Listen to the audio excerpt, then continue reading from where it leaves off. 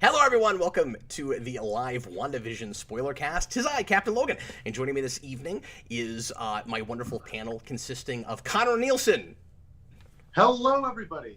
and the Day Ghost. I was rebuilt, everybody. I'm back. Oh, were you like all white for a while? Well, I am currently. Oh, you're currently all white. I see. Thanks a lot for joining us. If you're watching live, thanks for watching after the fact. If you're doing that instead, tonight we're going to let you guys command the conversation, direct the conversation as much as humanly possible. I always say that, and then we get into discussion for half an hour before we even remember to look at comments. But feel free to throw in comments as we go along. We'll do our best to read at least some of them and converse with you guys. When we get super chats, that will especially make sure that you guys are able to chat with us, because we'll have to answer those. We'll see those more readily. Don't feel like you have to do that, but if you do that, it will guarantee that your comment or topic of discussion gets chatted about. As far as Wandavision goes, this is of course a full-blown spoiler cast, so if you missed the spoiler part of the title and you've not seen this whole show, you might not want to watch this video until you have finished the show. This is going to be a really interesting one because it seems a little bit divisive in whether or not the show actually stuck the landing. A lot of people really loving the show at the beginning, kind of turning on it a little bit at the end, or just being disappointed that certain things didn't turn out the way they were hoping they would. Connor and I were talking about this yesterday. Connor, you mentioned how speculation culture has really come back with this whole thing, and that's been kind of frustrating. For me, I don't watch TV, and a lot of the reason is because of the weekly churning of, oh my god, okay, I gotta get to the end of Friday so I can watch this with my roommates, and I just pray to God it doesn't get spoiled to me through some freak accident, because I'm like an internet ninja usually, but when it comes to TV, I don't know. It's a completely unforeseen field for me. That's a really good point. Okay, so you're just talking about in a purely selfish kind of way, like it's. Oh yes. And I have that too, where it's just annoying to have things spoiled for you. I thought you brought that up and I have this a little bit, where it's kind of annoying when speculation takes over because it's harder to take the thing on its own terms, right? Like speculation is fun. Obviously, we've done lots of speculation casts on the channel, particularly with Spider-Man. I don't know why Dan and I have done speculation things for Spider-Man like 7 or 8 different times, and it's fun to guess at where things might be going, but at the same time with a thing like this, everybody gets so wrapped up in what they think is maybe happening or definitely going to happen, and if it doesn't do exactly what they think the breadcrumbs are leading to, then it sucks, and that's why this particular show, in a way, I kind of wish, and I said this when we did how we felt about for the first couple episodes, I kind of wish the whole thing had dropped all at once and then we wouldn't have that. But then I also think in some ways it watches better week to week, and it was kind of fun waiting to see what was going to happen next and not knowing exactly where things were going and guessing at the mysteries. But then I personally think it does have a little bit of that J.J. Abrams mystery box thing where it's asking you to ask a lot of questions. It's inviting you to do that. And then when you get to the end, stuff that characters in the show brought up saying, I wonder why this is happening. How come it's like this? Are never answered, and it's very strange. And so we're gonna have to talk about all of that stuff. So I want to go round robin like we often do, and just check in with you guys and see where you are at the end of the show now that we've finished the entire thing, and if you're still as happy with it as you were at the beginning. And feel free to do a best thing, worst thing if you want to, and then we'll kind of just let the audience direct the conversation and steer us in any direction they want to go. So I want to start with Connor. Connor, where are you with this show by the end? Okay, so I didn't watch all of the show today, but I watched about half of it before hopping on here, and I realized something about this. I don't need to separate this into a best thing, worst thing, because the show already does that, which is great. So anytime I know exactly what you're going to say then. Anytime the show is about Wanda and she's our POV character, or Vision is, it's fabulous. It's absolutely great. It's the best thing in the Marvel Cinematic Universe. I can say that perfectly happy for the first 3 episodes. Then, when it's not concerned with them, it is concerned with S.W.O.R.D., which is one of the worst things I've seen come out of this feels like it came out of Jurassic World Fallen Kingdom. That's where it feels like they came out of. I cannot perfectly articulate how much I hate Sword. I feel like once Sword comes out, I turn into an inarticulate monkey. But I do have a list of moments that come out of Sword where I can just point to that and say, like, there's no more commentary required. That's dumb. And so the problem then is the characterizations shift depending on what show you're watching. If it's a show about Sword, Wanda is different. If it's a show about Wanda and Vision, they are different characters. And so that became honestly really, really frustrating. And I think the 5th episode, it's not the worst episode. That's number 4 because that's the Sword episode. But the 5th episode, I think, is definitely the weirdest one because depending on what scene you're watching, it doesn't know the characterizations of its characters. You think? And was that interesting? And then I get weird because then I think the 8th episode is absolutely great, and then the 9th episode was disappointing when I watched it, the finale. And then the more I think about it, the less I like it, and I find it actually very disappointingly uncreative, not just in terms of the action, but in terms of how they chose to resolve things. And I think it lets Wanda off the hook way too easily. So that's those are my general thoughts on WandaVision, the season. So, okay, let's go to Austin. Well, I'm gonna quote Mutale and say, "Whoa." just what Connor was just talking about. Yeah, it just made me laugh. But as for me, best thing. I was not expecting a Jurassic House comparison. That's amazing. Yeah, no, I wasn't either. Frig, you fried my brain. I'm so just lost in how bad Sword is now. So my best thing would probably be just the acting between Elizabeth Olsen and Paul Bettany. So basically the same thing as Connor's. It's WandaVision when we're with them is great. It's absolutely the best part of the show. Worst thing, I'm gonna go with the action-y climax, which is really boring and looks bad. It's way too much than what they could do on a TV budget. Oh, you think? I didn't have that. I agree with you that it's boring and not especially imaginative, but I thought it looked fine for TV. Maybe a little bit better. There's stuff that looks all right, but then there's other moments that look really bad, and it takes me out quite a bit. It's not Black Panther bad, but it definitely goes some places. I mean, how much is it that you just didn't want it to degenerate into a big superhero fight at the end? Well, there is that with Wanda, but you get some of that with Vision, which I think is fine, and I love how that's handled. And even that fight, I don't think looks especially great. I'll disagree with you on that one. I think that looked great. I thought it looked really good. Yeah. Oh, fair enough. I don't know. I feel like they feel a bit rubbery throughout part of that fight. Oh, interesting. Okay. So there's your best thing, worst thing. But Austin, where are you generally at the end? Do you have the disappointment that Connor does, or are you mostly pretty satisfied with it? I actually know the answer to this question, but I'm asking it for the audience. Go ahead. Yeah. Sorry, I forgot to answer that question. I like the show well enough. There's definitely things I'm disappointed with. I don't have the mass disappointment with certain things that a lot of people do. The Quicksilver thing doesn't bother me as much as it does for a lot of people. Yeah, some it's people more so really just needed mutants to be, developed at the end of the season, and some people needed that to be MCU Quicksilver, and all of that. Well, and especially with Quicksilver, I feel like it's the Mandarin thing all over again, where I like the twist, but I hate how it's revealed.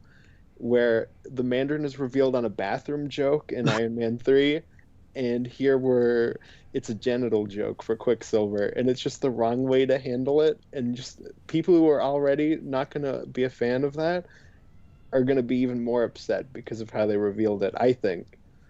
But... Well, and we hadn't gone to those to that kind of MCU humor in the first 3 episodes at all. It was, getting into this, it was hard not to go, oh, cool. There, and we said this. I think all of us agreed with this. It was the three of us that did that initial how we felt about, right? And I think all of us agreed that it felt like the MCU was really with the show was really trying something really new and inventive, and they weren't too concerned about who was watching. It didn't have to be entirely accessible, and it seemed like a really mature, if not character study, really good relationship drama potentially, because we didn't know what exactly we were doing with the sitcom stuff, and at the time it looked like more of the show was going to be sitcom episodes. And the point I'm making is this is not the show to have, like you said, a big reveal on an immature joke. This just wasn't the place for that. And I think Connor is exactly right when he says it's two shows. It's two different shows. Mm-hmm. But it sounds like Austin is more okay with both of those. I mean, do you think it's more integrated than Connor and I feel like it is? Because that is my biggest issue with it. One of my biggest issues with it is that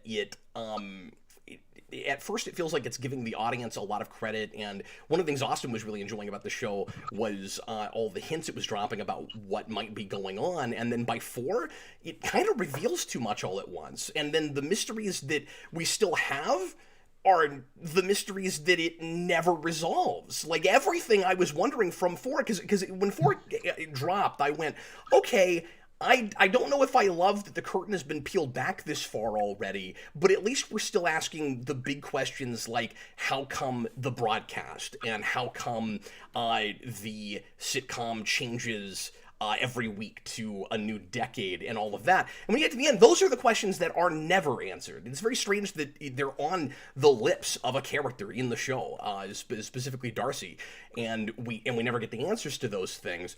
And so it found me, retroactively, I found myself thinking, I kind of wish the whole show had been from Wanda's perspective, and the curtain wasn't pulled back until the last couple episodes, or the last episode. And we all speculated that's probably or that's what it looked like it was doing, considering the first 3 episodes were all sitcom. I think at the end of the day, the show should have either been a movie or a sitcom that transforms into a MCU thing by the end of it, because it has to, right? Like, we have to pull the curtain back. We have to finally understand what exactly Wanda has been doing, and whether she is fully in control, and all of that. I guess I'll real quick do best thing, worst thing then, and I'll say my worst thing, just repeating myself, I guess, is the mysteries at the end that felt kind of losty, that I just never I really have a good explanation for, and it's ultimately just kind of a gimmick to make the show happen.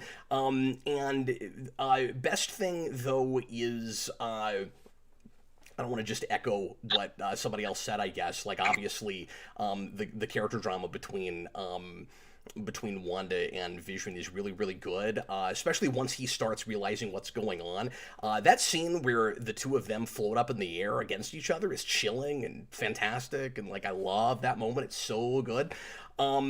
But I think I'm going to go then for what would be my secondary best thing, which is just the production value of all the sitcom stuff. They nail all that. It's so cool. And it's super cool all the way through. At the end, I don't know that it's ultimately entirely warranted. I don't totally know why we're doing all of that. I kind of wish the whole thing had just been in one era by the time we get to the end. I kind of think the whole thing should have just been 50s or just been 60s.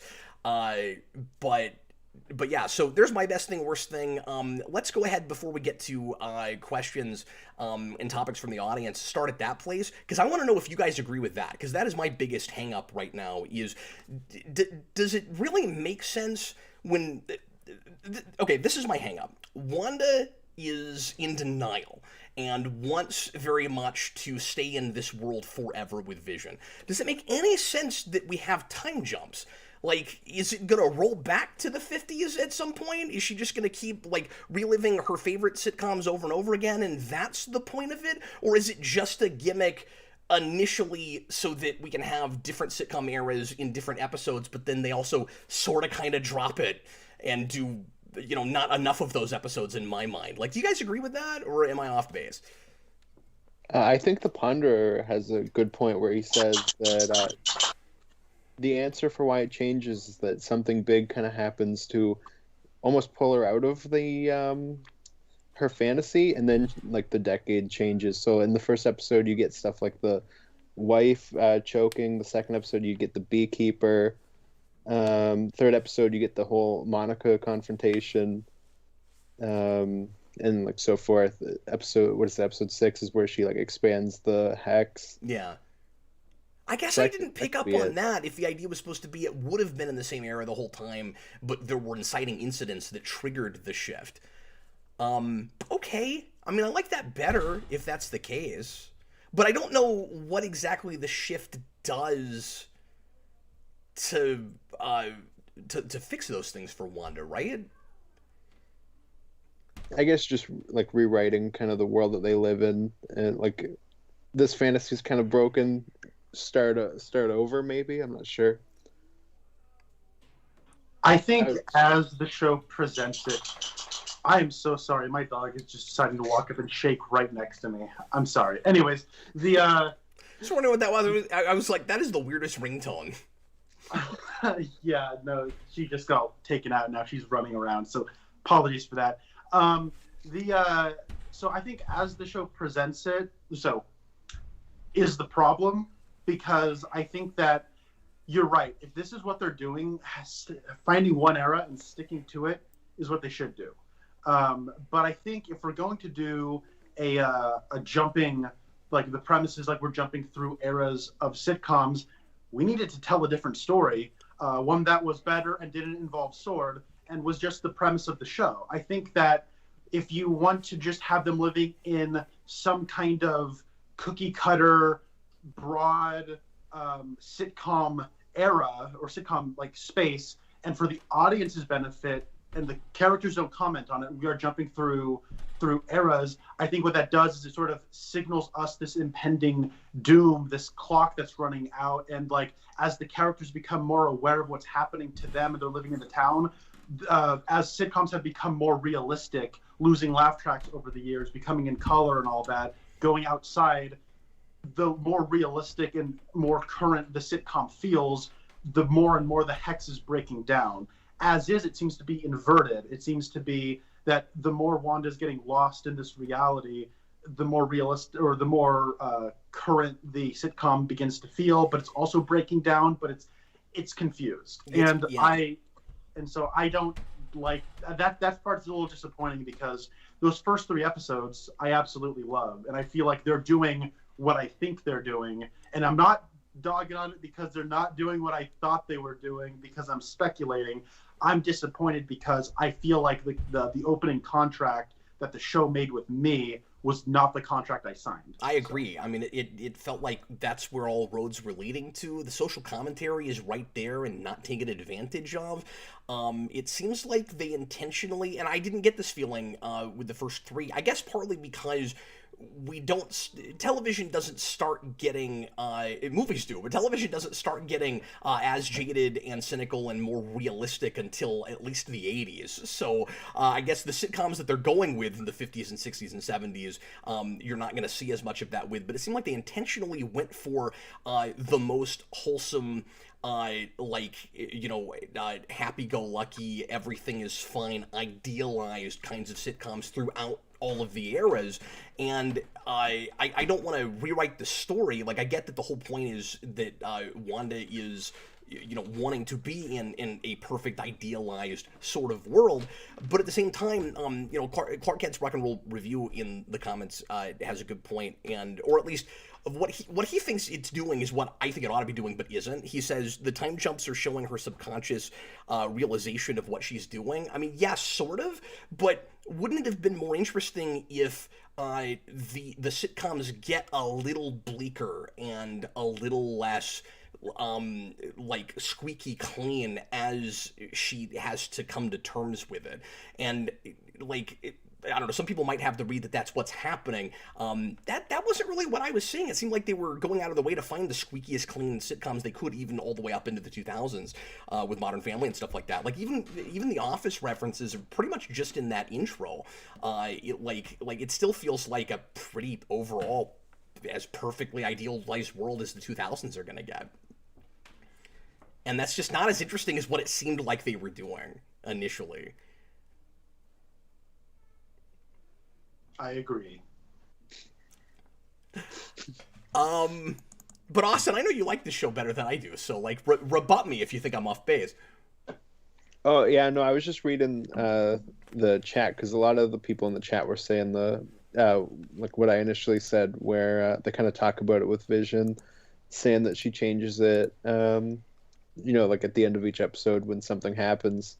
But and that's a good point. I had not noticed that, and that does make it a little bit better to me, I suppose. Yeah. Yeah, I'm not really sure how I land on it because I didn't really think about that either. So now I'm just like, I don't know. I feel like I need a new watch to kind of see where I fall on that. John Kelling, $5 super chat. The broadcast was never explained.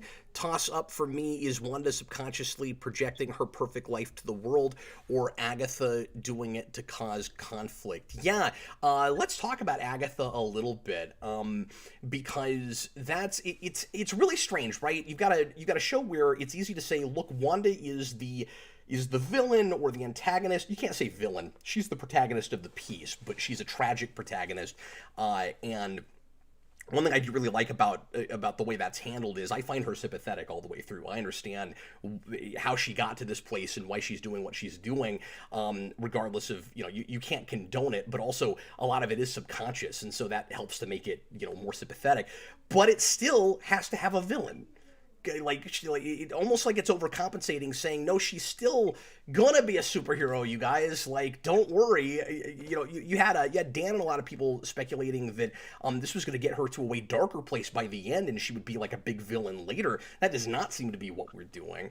And I'm not saying that it's necessarily bad that we didn't go there, but it seems like it's still a little afraid to get too far outside of the standard superhero formula. It doesn't feel like that kind of a thing at the beginning, but when you get to the end, you got Agatha, you got to have a villain. And there was a lot of people thought early on, Austin and I both had this, that there was no way Wanda was creating all of this herself. She had to have help. And it turns out that that's not the case. And when it's so weird, right? Agatha is outed with one of the coolest moments in the show for me. I don't know that it makes any sense that we're seeing it as a sitcom intro, but I don't care. It's great, the whole Munsters thing, because this whole show I was like, where's the Munsters? It's one of my favorite sitcoms, and then they do that, and it's got it's got the same kind of music track behind it, and it's got like the same synthesizer and stuff, and I'm like, this is or harpsichord or whatever. Like, this is great. But it's like it was Agatha all along. And when I got to the end of that episode, I was like, oh, see, we were right. Like, it was Agatha all along. She must have done something to, help Wanda create this continuity, even if, or this, world, this reality, even if she doesn't realize that happened. And then the very next episode, we find out it wasn't that. It's weird. It was Agatha all along, but it wasn't Agatha all along. She was there all along. She was doing stuff, manipulating behind the scenes, but it wasn't her all along. And then she doesn't have the most interesting of motivations. She seems to just want power. She's a magic user, and she wants power, and that's kind of it. How do you guys feel about that character? You want to take the lead on that one, Austin? Oh, sorry. I thought you were going to say something. I don't know. I just kind of like because I think Wanda is definitely a villain in this show, even if, she comes out more heroic. She does seem to be on the run at the end, so I don't know if I can say she's fully heroic, but I do just kind of like she's kind of the villain, and then Agatha just kind of shows up and is like, what's going on here? I'll take a look at this.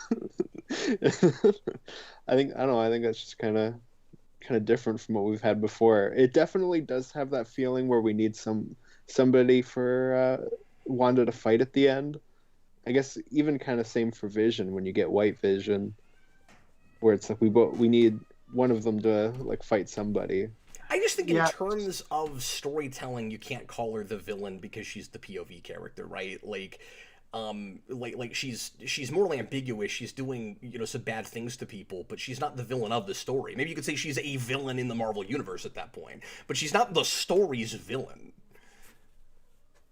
Mm-hmm. Yeah, I think that the show kind of, now I'm not dissing too hard on Winter Soldier here, but I think my biggest problem, if it can be called that, with Winter Soldier is that it gets a little overloaded at the end.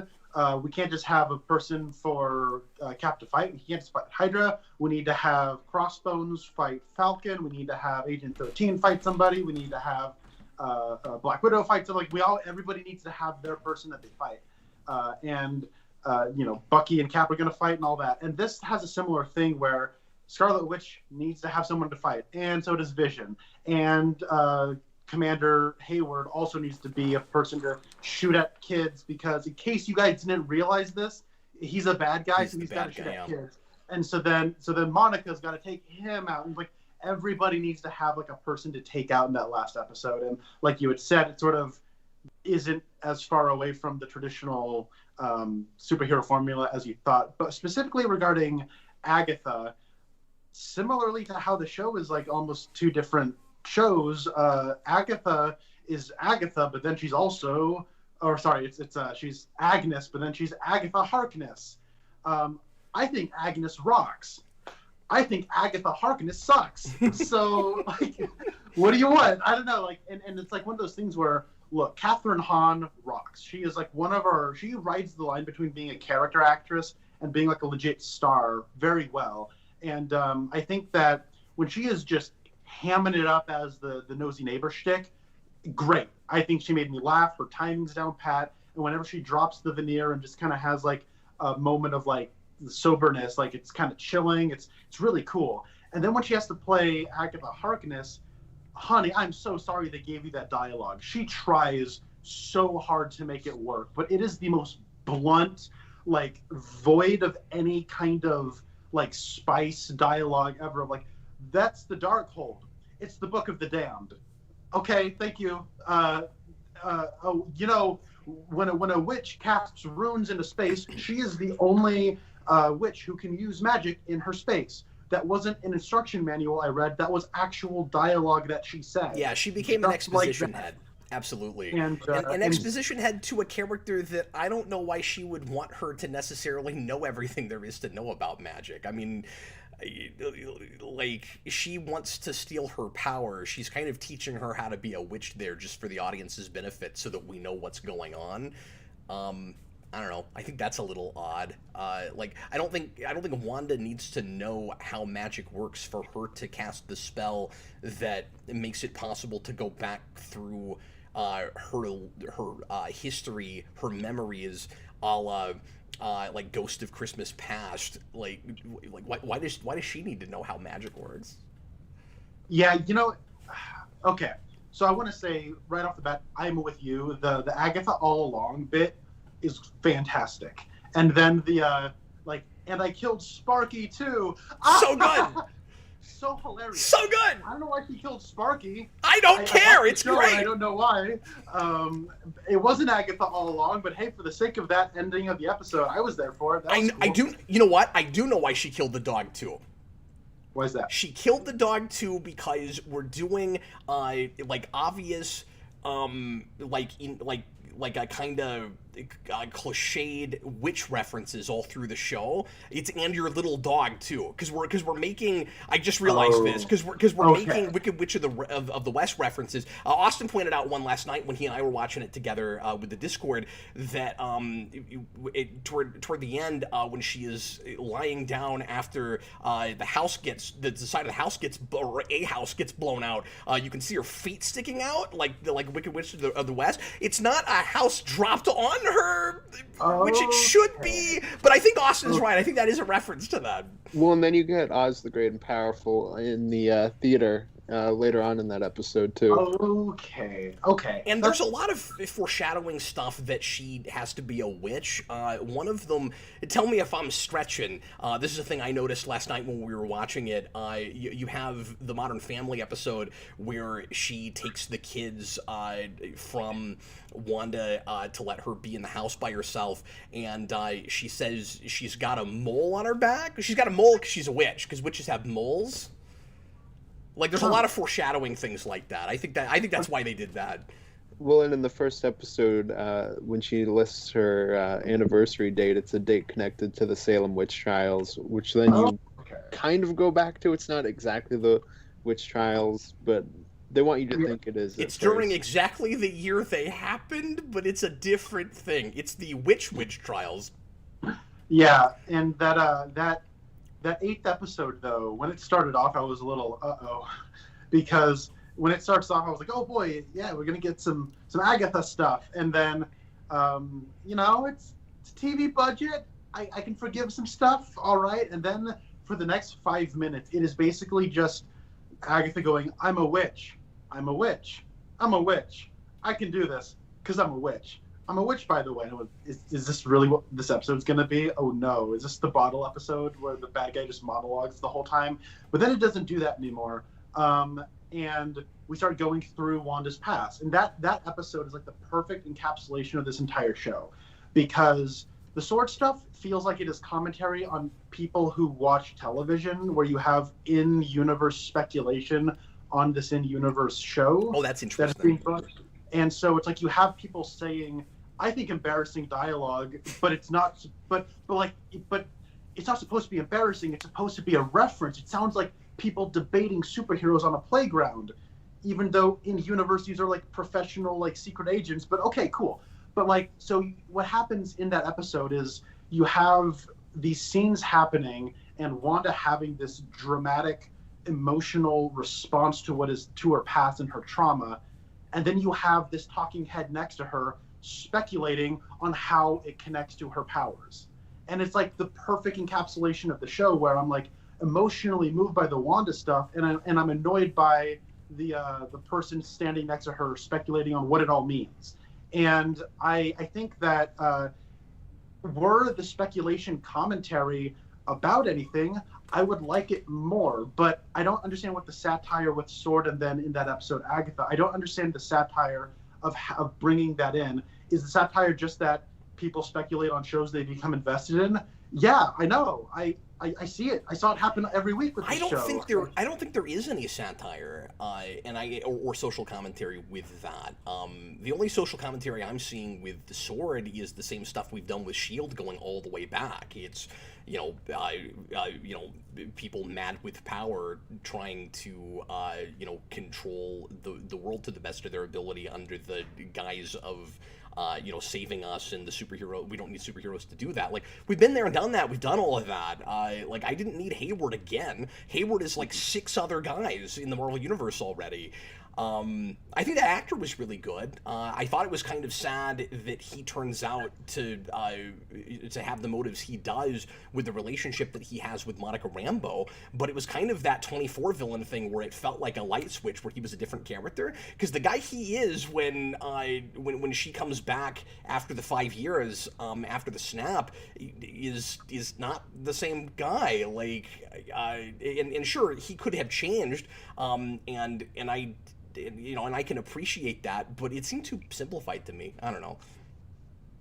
Yeah, and when I honestly think it makes her mom look bad, but that's Monica, fair. Well, and how long has he been leading that particular? Well, I mean, I guess he leads. I guess he is now the acting director of Sword, but he's been working in this massive, magnificent space that is only there to react to evil AIs. I did not buy the comical size of that building for such a specific thing. How often does that come up? I get Ultron happen and that we need a branch for that, but it seems like that building is hopping, and I just don't buy that they're dealing with that kind of thing all that often. Mm-hmm. Yeah, okay. Oh boy, my mind is going 3 different directions. So me too. Yeah, because this started with is there any satire with the TV stuff, and I want to get back to that. Yeah. But if you want to stick with Sword for a minute, go right ahead. We will come back to Sword regularly if I do my job right. So what we have is that's your regularly scheduled program. Whenever Hayward is at Sword, he's like a compelling character. And whenever he's not, it's like the switch goes off in his brain, and he, I think, becomes a cartoon and is really dumb. Yeah. But yeah, during that 8th episode where we have the flashback of Wanda going and talking about hey, I want to get my husband boyfriend back, and he's like, look, I mean, he's made of vibranium, and like you're gonna put him in the ground. Like I can't have that happen. It's $3 billion worth of vibranium. Yeah, and it's like, like I definitely see his side of this this issue. Like this is what a compelling, shady kind of side character should kind of look like. And then whenever he's not in there, he like stomps around like a big idiot, and I don't like him. And I think everyone's an idiot when they're at like the Sword compound, but like him specifically, I was like really surprised. Like honestly, I couldn't remember exactly who we were introduced to in that 4th episode, but I was like, surely it's not the acting Sword director. He was much too normal when I met him last episode. And then when I realized it was the same character, I was really disappointed that the show went there. Yeah. How do you feel about Hayward, Austin? It would have been nice if he had a dimension, but... Oh, yeah, we called him... Because last night we were talking about this, and I was like, he's one-dimensional. You're like, he's got no dimension, he's a line. I'm like, well, if he's got no dimension, he can't be a line. That's one dimension. He goes, fine, he's a dot! And so then we decided he was a dot. Yeah, exactly. He's a blank piece of paper, and he's one of the villains. Going back to the question of is there any social commentary or satire in like characters at Sword looking at the TV show, I think that's there to justify the gimmick, and then by the end of the show it does not know how to stick the landing with that. I think that's all that is. I think it's wouldn't it be cooler and it would be, wouldn't it be cooler and more clever if instead of the sitcom thing just being for the audience's benefit, it actually goes out in the world. It actually goes out to the ether, and you can pull it into a TV if you know what broadcast frequency to go to, and characters in the MCU can actually watch the TV show that we're watching, and we can explain, like, specifically what is happening in the TV show versus what is happening in Wanda's reality that we, the viewer, are seeing. And I was like, I love that we're literalizing this. I wasn't sure that we would. Well, to be fair, you do get the hand at the end of that first episode. So I guess right away they tell you, literally, there is a TV show. And I like that we got that up front. But then, once Darcy starts asking questions like, why is it being broadcast? Why is it jumping, between different time periods? I guess the explanation you gave me a minute ago, Austin, clarifies that a little bit, but it still feels like it's just kind of there for the gimmick. And let me ask you guys this. Do you think, because I've talked to a few people about this, and a lot of people don't agree with me on this and don't think that this could have been made to work, do you think that we could have made this legitimately a sitcom that's a different sitcom each week, parroting and based on different sitcoms, and then not pull the curtain back and not fully understand everything till the end and let the audience try to put all the pieces together instead of getting into the MCU of it all as early as we did? Could that show have worked that way? I know that's what Connor wants, but could it actually work, Connor? Work in what way? Do you mean like the audience that would watch this would buy into that, or what? Or that both things, yes. That the audience would actually stick with you through it without, as many familiar characters like bringing in, Wu and Darcy and all of that. But all and that because the show is clearly afraid that at some point it's going to lose its audience, and that's why we've got to do that at episode 4. I think structurally, I don't love the structure, especially the more we're talking about it. But I think that the show does a good job of seeding and explaining everything until we get to the end, and I've got those questions about the broadcast or the time jumping and all of that. But it at least knows when it's introducing clues what all the clues are. Like that's all seeded really well. It understands all that stuff. The helicopter, the voice on the radio, all of that stuff. It knows what all of that is. And then when it pays it off in that 4th episode, it all comes together. It all makes... I don't know why the helicopter is in color in the black and white, but other than that, it all seems to make sense. And then, so then the bigger question, Connor, is your second one, which is, when the curtain gets pulled back, if the curtain didn't get pulled back till the end, if every episode was a sitcom until there's a confrontation at the end, would the audience understand what's going on without getting it from the sword side? That's the big question. Could you write it in such a way where the audience would get what was happening and could piece it together? I think you can. I think you absolutely can do that. I think you can make that work. I mean, that's one of the reasons why that's what I wanted from this show, is because I think, like, based on those first 3 episodes, you absolutely can get away, and like you can have, say, like a sword-esque presence, but they're only ever popping their head in every here and there, and you're not exactly sure what's going on because Wanda shouldn't know exactly what's going on. And just stay in her head the whole time. And yeah. Like I said, she's sympathetic enough. I care about her. I like being from her point of view. And I think that the events that actually happen, and it can still be sword. I'm not saying you have to change that. The events that actually happen inside of the Hex, I think absolutely everything that we get could happen exactly the way it does, but we just never get outside. We only see it from her perspective. I think you can have Rambo. I think you can do all of that.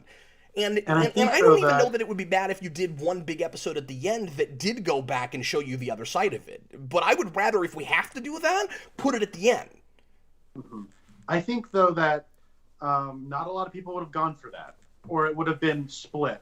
Because I think people would be able to put it together. They just wouldn't like that this is the direction it went. Because I'm not saying anyone's stupid for not wanting that. I'm saying, though, that I did meet a lot of people when the first 2 episodes dropped. When I was high on it, a lot of people were like, it's just a lame sitcom. Yeah. And I'm like, yeah, it's a lame sitcom, but it's not just a lame sitcom. All the hacky jokes, like, I love that because and I'd go on my whole thing and they'd go, okay, but I'm not laughing. I'm not having a good time while I'm watching it. And like, hey, that's their prerogative. But it's like, I don't know. I think, honestly, this show would have been a lot more divisive if they did go that route. I think you're absolutely right, but I think that we've then, and I don't mean to sound all, pretentious or artsy-fartsy, but I think we've then compromised a little bit of the of the artistry of it, of what the piece can be as a good cohesive whole. Like, I think it messes with the pacing and the rhythm and the structure of it. I just wish it was one or the other. Like, if it wanted to be a more traditional, if it wanted to tell a story the more traditional MCU way, the sitcom element could still be there, and we just didn't have to live in it as long. Give me one side or the other. Now, I'm with you, Connor. I don't think I would like it as much if we were mostly seeing it from the Shield side. But don't you think that they're already taking a big, massive risk for doing 3 episodes before they get there? If you're gonna do 3, why not do 6? Like, how many people have you really lost at that point? I mean, if you've already, what I'm saying is, how many people did you lose at 5 or 6 that you didn't lose at 3? That's a good point. It's a question. Yeah, and I guess for me, like, the structure doesn't bother me as much. It's more so I just wish those sword scenes were better. I just want them to be better. What's bad about them? Is it just everything Connor was saying, that the dialogue's not great and the characters are too uninteresting? Yeah, one of our main heroes on the sword side is annoying. I think like with Darcy, I think she's toned down compared to the Thor movies personally. But too. She's still annoying. I like her better than I ever have, but that's not saying a lot. Yeah, exactly. And then we have a villain that isn't good at all. It's maybe one of the... It's like Malekith or Hayward. I'm not sure where I'm leaning for, like, worst MCU villain. So just, I don't know, just stuff like that, like, just needed to be better. Do you guys have like, the same? Wu's not great. Do you guys have the same complaint that a lot of people do about Sword, where it seems strange? And on a second viewing, I don't have this as much as I did before, actually, but a lot of people have complained, including myself. Pardon me, that Sword is an odd thing to have existed for as long as it has. That, like, you had S.H.I.E.L.D., and then we lose S.H.I.E.L.D. and Winter Soldier, and nothing ever replaces it. The TV show is not canon anymore, so, like, nothing ever replaces it, and it doesn't rebuild itself. And then, which is kind of weird that we've never seen that rebuild. And then Sword has also been there all along, and feels like kind of the same thing S.H.I.E.L.D. is, except it deals with some space stuff. Now, on a second viewing, I got the sense that it was like the comics where S.W.O.R.D. is the space, like, branch of, I guess not S.H.I.E.L.D., but, like, the government space branch that does, covert missions and things, but also has some terrestrial stuff. So I guess the idea was supposed to be that it's founded after Captain Marvel, but everything about that seems, so back in the 90s, seems really retroactive. And I don't mind it as much as I did on first viewing, because I realized that it is supposed to be more about space. But then I also thought it was weird that it was like, Monica Rambeau, you're grounded. We're not going to let you go into space because your mom said that if you ever came back from the dead, you couldn't go to space. And then she's like, oh man, you're not going to let me go to space? And I'm like, what kind of space missions are they? How much at this point in the MCU are we really doing anything in space besides just the sorts of stuff that NASA would be doing right now? And it still feels insanely retroactive to me because very clearly the Chitauri and Avengers were supposed to be the first time anybody ever dealt with space, and that's the inciting incident for nearly everything that happens in the MCU after that. But no, there have been Skrulls, and Fury knew about them, and Fury knew about space stuff all along, and we've had S.W.O.R.D. this whole time, and I don't know, it's weird. I thought there were no Skrulls, Cap. I don't want no Skrulls. That's true, okay. But there are. So unfortunately, once again, Captain Marvel ruined everything, is what we're saying. That's kind of what we're saying, yeah. I think that having S.W.O.R.D. around, it makes Nick Fury look really bad at the end of Winter Soldier, where he's like, you're right, Cap, I don't know what I was thinking with S.H.I.E.L.D. I let it get too far out of my hands. Anyways, I'm going to go hang out at S.W.O.R.D. and basically do kind of the same thing. But peace, see ya, bye. And, yeah, is that now supposed to be S.W.O.R.D. in Age of Ultron, where Nick Fury just shows up and Whedon just forgets the S.H.I.E.L.D. doesn't exist anymore? No, he doesn't forget it because Age of Ultron acknowledges it. It's like he's working by himself with like a covert group, and he's got that line at the end where he's like, some friends held on to this helicarrier for me, and that's like the only thing in the MCU, in the movie MCU, I think whatsoever, that seems to be calling back to or referencing Agents of S.H.I.E.L.D. because in Agents of S.H.I.E.L.D. it's actually the Agents of S.H.I.E.L.D. characters that give him that helicarrier, and that's what that was originally supposed to be, but it's decanonicized now, so that's not what it is. But yeah, so it's definitely not Whedon forgetting about S.H.I.E.L.D., but I don't think it can possibly be S.W.O.R.D. We don't know now. Anything can happen.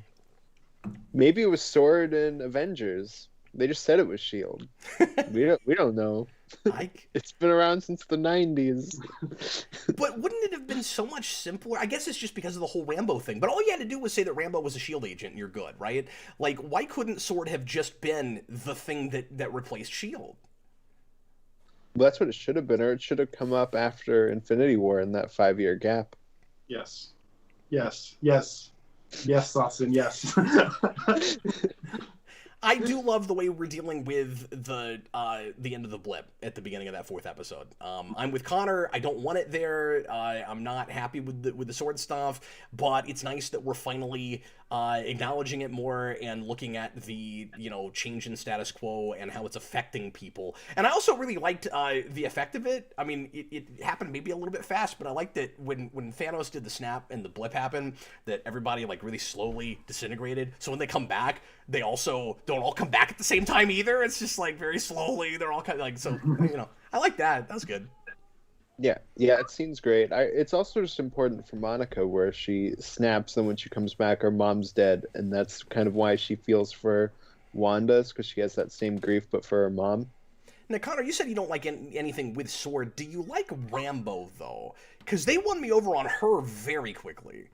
Yeah, so let me say, I like when she's going as Geraldine in episodes 2 and 3, I liked her a lot. I'm like, oh, this woman has a lot of presence. And then at the beginning of episode 4, I was like, oh, this is really exciting backstory. I'm here for this.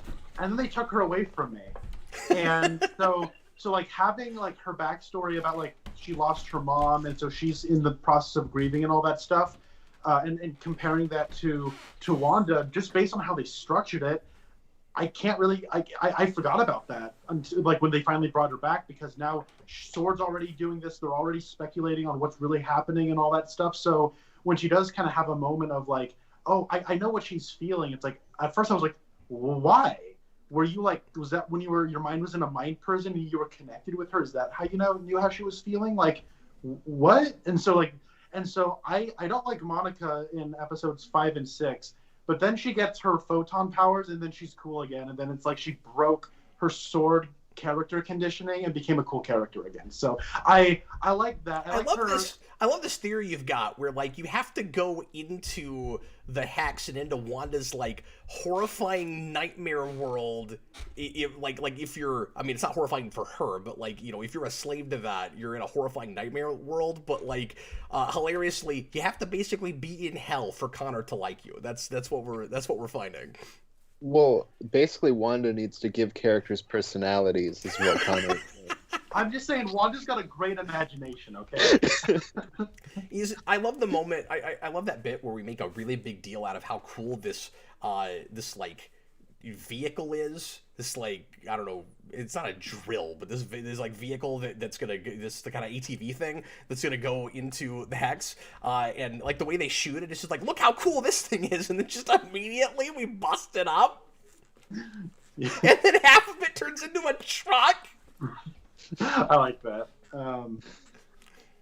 So I want to talk about how like the sword stuff. I sense an element of some kind of meta, like textual, whether it's like commentary or satire or whatnot. You have episode 4 where like they're watching the TV show. They're like, you know, getting emotionally invested. I think like they're eating chips while they're watching it, and doesn't Jimmy start crying or something, or like Darcy does, and she's like, "What? I'm invested." Yeah, she doesn't. Like, she doesn't cry, but she's caring about. She's kind of misty-eyed at the babies or something. I forget. And then also that you have like whiteboards where it's like, what are all the hexagons about? And like you know what I mean? Like, and then you have like. Did you notice the bit on the whiteboard where they were speculating about whether it might be Skrulls? Yeah. So you have like all of those things, and I feel like no Skrulls. No Skrulls! Damn.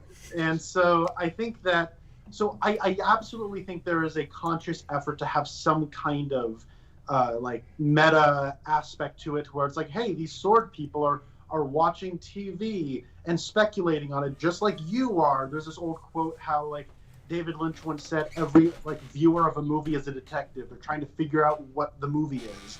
And so I feel like there's like maybe a little bit of that here, where every agent watching this is trying to figure it out. And then once Monica gets out, there's like, I think this like really, really poorly written scene that sounds like it's from like kids on a playground, where they're like, you know, Wanda's a good guy, but she used to be a bad guy, so she might be a bad guy now. And then Jimmy Woo was like, well, she was a bad guy, but then she became a good guy because I've seen the Avengers movies, all right? And then they're like, well, okay now. And so they start talking about it in a way that sounds like they're talking about the movies, and so it's like I don't. And that gets worse than even you might realize, Connor. There's moments where they do that, where they talk about scenes as if they watch the movies instead of things that can't be common knowledge. And here's the big one. I was asking Austin about this before we started recording tonight. And I thought maybe I missed something, and he was like, nope, I don't get it either. So they're, Darcy is telling Vision about how he died twice. And she can't possibly know things she's saying in that scene, because she talks about how Thanos rolled time backwards, and I don't know how anybody even that was there would know that. He's messing with like cosmic principles. He rolls time backwards. How could anyone possibly know that? I think that's just for Vision, though. That the time itself doesn't go backwards. It's just Vision. Oh, is it? Yeah, because like it's like the apple in Doctor Strange, the objects temporal. Oh, okay. Well, I misunderstood what was happening in that, because I thought it was actually rolling, you know, all the time backwards. Okay, I retract that then, but still, she needs to at least have a throwaway line about, like, talking to Jane Foster who talked to Thor or something, right? Because I don't really understand how she knows some of the things she knows. And I mean, there's a really easy explanation for all this. I mean, it's a lame explanation, but it's there if they want to use it. It's been 5 years. People know this now because it's been 5 years. Yeah, but you're right. You have to get out in front of it and make it really clear that it's not just that they watched the movies you saw, because it's almost like they forgot that those are things that actually really happen in the world. It's Connor, I think we're noticing it more because they're also commenting on a TV show. Yes. And then they're commenting on a movie that's like an in-world thing. Yeah. Yeah, well, I think one of the worst ones is where they're like, oh, did you know that Wanda almost single-handedly killed Thanos? What about Captain Marvel? She did it too. Oh. That's all part of that same conversation where it's like they're talking about power levels and stuff that I don't give a crap about. And I'm like, yeah. But what? At least we know then if Captain Marvel is still a secret or not, because that was a big question I had. Was like, do people even know about her? But anyway, let's get back to super chats and stuff, because there are quite a few. Now. So there was so I want to reference one that we just talked about a few minutes ago, and then piggyback off of that, because John earlier had asked or had mentioned that he didn't think that the broadcast really had an explanation, and then Rohit Dahar, $5 super chat, thanks, says the reason for the broadcast is that CMBR is radiation that's found in old television frequencies. Since Wanda is radiating the CMBR, it's found there. Yes, but that explains why they're able to see it. It doesn't explain why the way she's built this world is set up to broadcast a frequency. Like you can make up something. You can look at the events and maybe kind of draw a conclusion, but I don't think we're given quite enough. Obviously, a lot of this is subconscious, or at least she conveniently sets it up for herself, not conveniently in a bad way, that while she's in that world, much of the time she doesn't know that she created all of this either, because she wants to live in that world. So it's this ignorance is bliss thing. But I guess we could maybe assume that the idea is it's this like subconscious thing that she does, where she's sending out a TV signal and making it an actual TV show, because maybe she knows what she's done is wrong and she wants a way out of it, and there's like a part of her that wants somebody to come stop her or something. Maybe I don't get enough of a sense of that, and if it was really that, I would think that maybe it would broadcast to something specifically, because if it weren't for Darcy, nobody would have ever known about the broadcast. Like, it's not an easy thing to discover. Like, it's not you're not going to have somebody in a town like next door that picks up the frequency and starts seeing it on their TV. Yeah, that's why I wonder if the broadcast itself is more subconscious, like even the cuts and everything. But like, why would, even subconsciously, why would she be so concerned about editing it if there's not a likelihood of anyone ever watching it?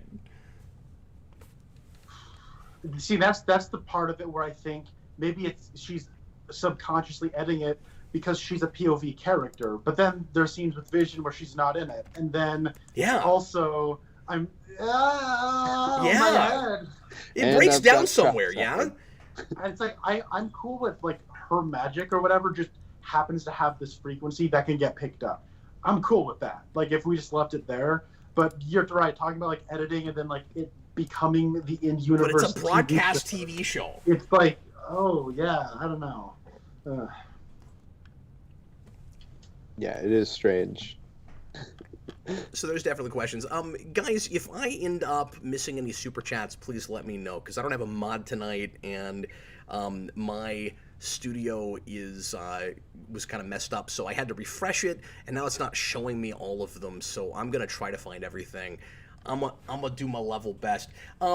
I want to talk for a minute, piggybacking off of that, about the magic issue itself, because this is the other thing that really kind of frustrates me, and I want to know how you guys feel about it. So the Agatha reveal is basically just, it's not just it was Agatha all along, but the MCU had straight up magic all along that cannot be defined in any science fiction way possible. And if that's the case, why couldn't we have had that going all the way back? That drives me crazy. It's like, why now, just because it's on a TV show, is it okay to have people, to have the Darkhold, and to have people just, like, like actually saying incantations that make magic happen, because we had all this confusion with Thor going all the way back, where it's like the MCU is squarely a science fiction thing, so we have to do the whole like at some point science becomes so difficult to understand it's like it's magic. There's nothing about Agatha's magic that's just science we don't understand, okay? It's straight up magic, right? So if we've had that all along, how come Doctor Strange couldn't be saying incantations like he does in the comics? Why does it have to be all of like this stuff? And he never actually says any spells, and they're not as creative as they could be with that. The villains do say spells in certain scenes in that movie. Do they? I don't remember them. Isn't there like the whole thing where they get the spell, or they rip the page off the spell book and they're like changing the reality, and they're doing like that spell for Dormammu? They're doing like a chant together. I forget. Was that an actual spoken chant thing? But I don't know. It's been a while since I've seen Doctor Strange, because I don't love that. I mean, it's fine, but I just haven't gone back to it a whole bunch. But what I remember is they're still kind of tiptoeing around whether it's actual magic. And I'm not the only person that this kind of drove crazy. Yeah, because it's been a while since I've seen that as well, and I was trying to think about it. And I don't know, I remember it being more magic-y in that, like, we get spell books and stuff, and they're learning different spells, and I don't know, like, it's not like that's technology.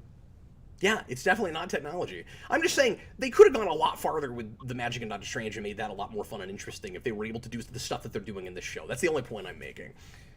That's true, but I also feel like Doctor Strange kind of plays him as not being as good at magic, and then we'll get more of it. Like in Infinity War, he's doing a lot more like out there spells than he does in his own movie.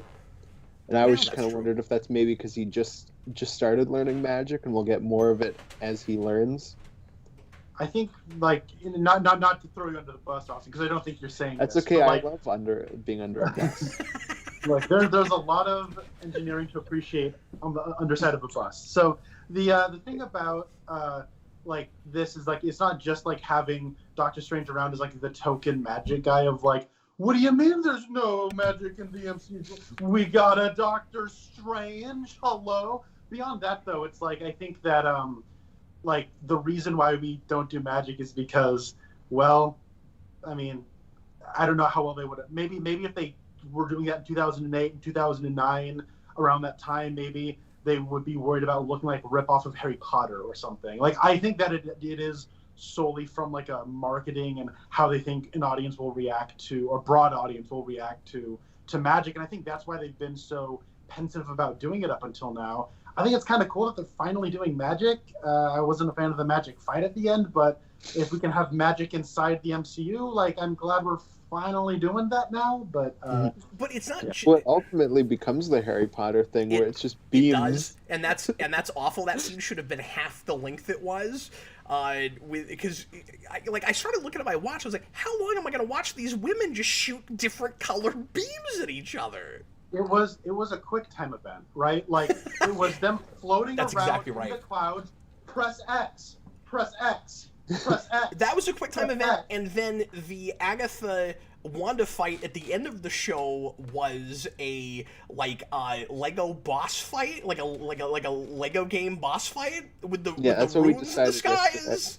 Oh, see, that's what I was talking about. It was like, quick, you gotta get 5 magic red balls on the wall. So press X. Yep. Press X, and then there's a cutscene where Agatha goes, "Bad guy line," and then it's back to press X, press X, press X, and you're swirling around the clouds, and like that was like that went on forever, and I'm like, so it's weird to have that fight scene when we also have the Vision on Vision fight where that was your fisticuffs, that was your big Man of Steel blow everything up fight, and then how come like get creative with it? Like there's a part where she like disappears and then comes up and does like an Age of Ultron trick on her. And that's really only there to repurpose a set that was at the beginning of the previous episode, so we can maximize, what we can do on the set. But like beyond that, like get creative. Like you need to like maybe do a stealth thing where you're like disappearing and popping up again, and like your magic ladies do stuff cool, and they're just kind of like floating and throwing energy balls. It's like this is really good.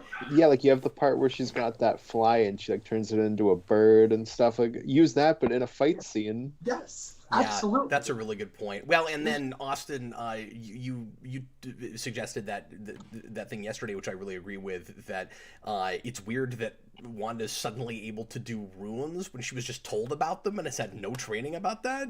Yeah, she just sees the like. If I had just seen that for like a flash in the moment, I wouldn't have remembered what those runes looked like, let alone figured out how to make them. Yeah. But then also Agatha can't figure out what she's doing. Like they're shining. And that's why I say it's like a boss fight. It's like specifically like a Lego game boss fight, because there's puzzle solving in it where she's like trying to create a thing where she's got to sit there and like build all the bricks, right? And then she's got the ruins, and then Agatha's just standing there not doing anything and just like spewing boss speak at her until she's done doing the ruins. Like that's what it would be in a Lego game. Yeah, in a Lego game, it's like one person plays Wanda, is shooting at Agatha while the other person plays Vision and is building up the runes on the wall. That's exactly right. Yeah. Like, we got him. And when they inevitably do Lego WandaVision, you'll get to play that. Like that. Well, you know what'll happen too is you build up all the runes and they like shoot out and they hit Agatha and she loses one heart, and then you do it again. Oh. And it loses one heart, and then you do it again and you win. That's exactly right. People are throwing different evidence at me in the comments that it may have been magic all along. It was magic all along, but that Doctor Strange being a doctor, it like offended his sensibilities, so they put it more. So he's putting it more in scientific terms and stuff, and that's fair. The bigger issue for me though is not just consistency. It's not just, well, how come we didn't have more what looked like straight up magic early on. The bigger issue, and the reason I felt the need to bring this up, is that it's weird stuff. It always felt like, Connor, I think you're right. I think it's the Harry Potterness of it. That's part of it. But I also always thought it was they were afraid to do things that were too comic booky and too weird and would lose audiences. And now we've got more straight up magic looking stuff in a TV show, and it's in the MCU proper, but you couldn't do some of the more cosmic stuff that I wanted from Infinity War and Endgame and stuff like that. That's the bigger issue for me. I totally get that. But we also didn't go as full tilt, to be fair, with the magic stuff in this as a lot of people thought we would, because a lot of people thought that we would go to Mephisto or not Dormammu, but Mephisto, and we didn't get to that place either. So we're doing more straight up magic, but we didn't come right out and say there's like hell and the devil and stuff. Because if we'd done that, I would have really cried foul that we never did death with Thanos. It would be a lot harder for me to swallow if we suddenly start. But maybe we'll get to that stuff at some point. Like, maybe. It feels like it's more on the table now, and I don't like that it wasn't all along. Well, according to the show, it's been all along. It's been there all along. When you get the big thing with Agatha's like, you don't know what you've just unleashed, Wanda. Go see Doctor Strange 2 and you'll know. By the way, can we talk about the very, very ending, like post-credit scene? Before we do that, can we just real quick say it is weird Doctor Strange doesn't show up. Like, whether because there have been rumors that he was supposed to have a scene and they couldn't shoot it because of COVID or whatever. I don't know how true that is, but like it is like whether they could do it or not. It's weird that we're told that she's got power that more than rivals the Sorceress Supreme, and he doesn't show up. Yeah, I feel like the post credit scene, like the second one in the last episode. It's kind of cool. Hey, she's reading the Darkhold in the astral plane. Woo! But now I'm thinking, like, hold up. Like, this whole thing was about her letting go of, like, a fake reality or whatever, and now she hears her children in another universe, and I think she's just going to go run out there and try to get them all over again. What was the point of this whole show beyond just getting her a costume and a title? Like, I mean, they could not do that. They absolutely could not do that, and I would prefer it, honestly, if they didn't do that. But that's what it's reading like to me right now, and that right now it kind of takes the excitement out of what I just watched. So am I an idiot? I am still, after a couple of viewings, confused as to what the children even are, Because it seems like we're making a big deal out of you can't create nothing or something out of nothing. Nobody ever comes out and says that, but everything else is that way. Even the fake Vision seems to be like coming from her, like her powers made manifest. Like I don't. Okay, we'll see you later, Connor. Bye bye. I'm so sorry. I had to get something off the counter. I can hear you. No, I hear. Oh, that's all right. But I'm, but like, are the I kept waiting for an explanation of what the children were, and a big reveal that it was something like the Mephisto thing in the comics, and then we never get that. Austin, did I miss something? Like, what are they? I'm not entirely sure what they are. It could just be just like a piece of her and a piece of Vision that she just like forged together. I'm not entirely sure. Okay, but do you agree with me? We need to know that. Yeah. Because it makes the thing look really inconsistent, because it would be very easy for a viewer to go, okay, well, she seems to have created that out of whole cloth, but she needed all the townspeople to be part of the illusion and everything. Like, why couldn't she just, let all the townspeople, why couldn't she, teleport all the townspeople away and make them homeless, but not mind-controlled, and then create all of her own people inside of that town? Because I get that the reason she's in that town is because that's where the plot of land was that she and Vision were supposed to live on. So this is not me saying, why didn't she go find some other town? I get why it had to be there, but does it have to be those people? I think it does, but not knowing what the children are, I can't be sure of that. Yeah, and that's part of one of the weirder aspects, is because that's where the show tries to use its Wanda POV as an excuse, but then it doesn't end up working because we don't have Wanda as our POV all the time, where it wants us to be like, well, she doesn't know what they really are, so... But you're right, it's weird. And it's like, I speaking of, children... Didn't it seem like Agatha knew for a minute? Didn't it seem like Agatha was going to tell us what she's like, your children? I was like, okay, Agatha knows what it is. She's going to tell us. And then she never did that. Yeah, they make a deal out of kids. And it's not just her kids, too. It's like, there are no kids here. But then they start showing up. And then I guess they were all just in their rooms? Inactive? Or what? Because, later, Dottie shows up and she's like, Wanda, please, just get my kids. They've been in their room for weeks or whatever. And it's like, so have all the kids just been in their rooms? What's when there were no kids around, which they made a point out of. But then once she had kids, a couple episodes later, you started seeing them show up. And so, I'm curious why that was a creative choice that the people writing and directing this made a conscious effort to make. And then you're right. What exactly are her children? There's some kind of manifestation that I guess she can just do because she controls this reality, but she doesn't seem consciously, she doesn't seem like she knows she's consciously doing this. Because they also disappeared along with the rest of the construct. So, yes. They couldn't have existed outside of that, which begs the question, why couldn't all of the people have been then? Yeah, I don't know. Well, and to add to the kid thing, there's even in episode 7, she's got the milk jug, and it's got a missing kid on it. I looked at that real close, was trying to see if that was something, if that was a clue of something, but...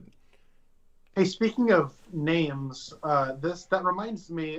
One of my friends I was talking to mentioned this, which was when you have that whole scene in the 4th episode where they're like, okay, we know this character is actually this person in real life, and then at the end they're like, they recast Quicksilver. Yeah. What? Somebody just go, oh, that's a guy named Ralph Bonner, and they go, oh, okay, and then they put it up, and then all the mystery would have gone out of it at that point. And that's a good point. Why couldn't they figure out who that was? Was that past? Well, no, because the broadcast was still happening at that point.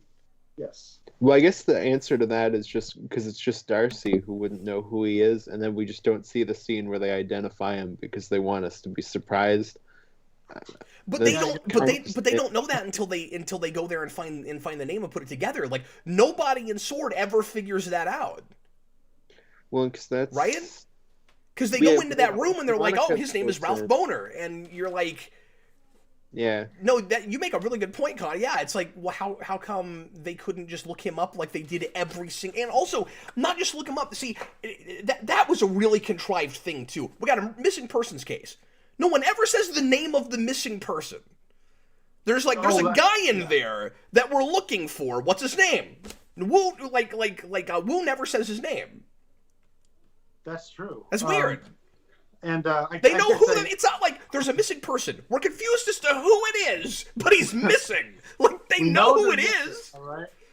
Yeah, no, I should say I don't want to take credit for that observation. My the Comics Kid 2099 from Who Reviews the Reviewer. Well, he's right about that. Good job, he's Comics absolutely Kid. right. I totally agree with you. Yeah, I don't know. That's weird. Let's go ahead then and get into the whole Quicksilver thing, because obviously a lot of people thought that it was very clearly setting up a big interdimensional connection twist with the Fox X-Men franchise, and that he was going to turn out to be that Quicksilver. I honestly did not believe that, and then there was one episode that made me start to think maybe they would go that far. When we see that basement and there seems to be references to a possible multiverse, and then once she says fake Pietro, I'm like, You guys have got to not get your hopes up, okay? Because it's not going to happen, and it didn't. And I didn't remember the missing persons thing. I feel like we all should have been able to put that together, but I did not remember that. When I was always of three minds with Quicksilver, like Three-Face, where I was like, it's either he's Quicksilver from the multiverse, he's something else like your Mephisto or whatever, or he's just like some dude that just is in the town. Which is what it was. Yeah. I mean, I figured that's what they were gonna do. I'm kind of glad they didn't do a universe altering, like, oh, bring in James McAvoy in, like, and Patrick Stewart comes rolling out.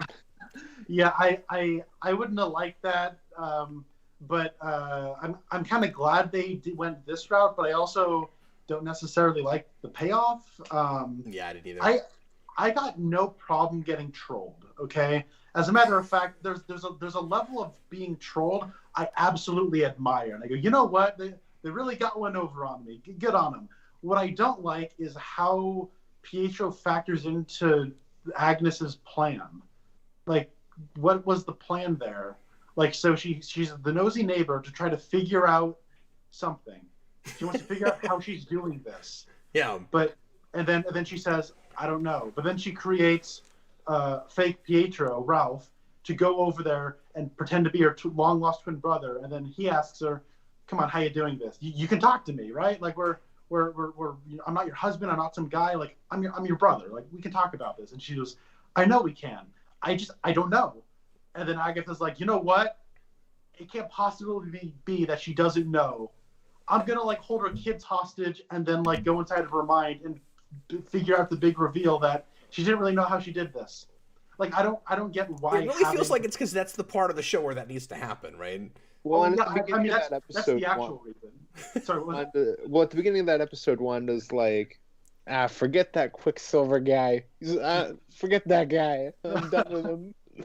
He's not your uncle, kids. Well, yeah, but that's because he clearly is not like knows something she doesn't and isn't part of the whole facade. So she throws him out because he's not who he's supposed to be. But what's weird is I don't understand why Wanda can't smell out people that aren't supposed to be there. Yeah, I don't get why Rambo is able to be in 2 episodes before she realizes that she didn't live in that town in the first place and wasn't supposed to be there. That was very strange to me. Or am I missing something with that too?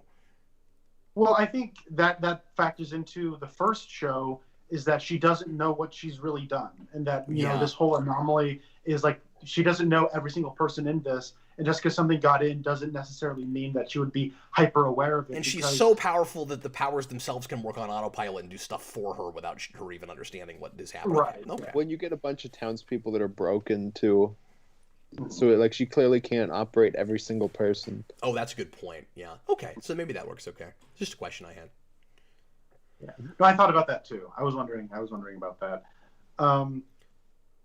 So some of the so mileage is gonna vary with the Pietro thing because some people like Connor just didn't want that to happen. Like weren't interested in we're bringing in Fox X-Men or we need there to be a connection there. A lot of people feel like if it's gonna be that actor, you're screwing around too much with an audience that really wants that by not making it that by the end. I don't know. I'm somewhere in the middle. Like I didn't need it to be that. I was excited by that reveal because it surprised me, and I feel like I don't get surprised by fan service things very often, and it felt like really cool fan service.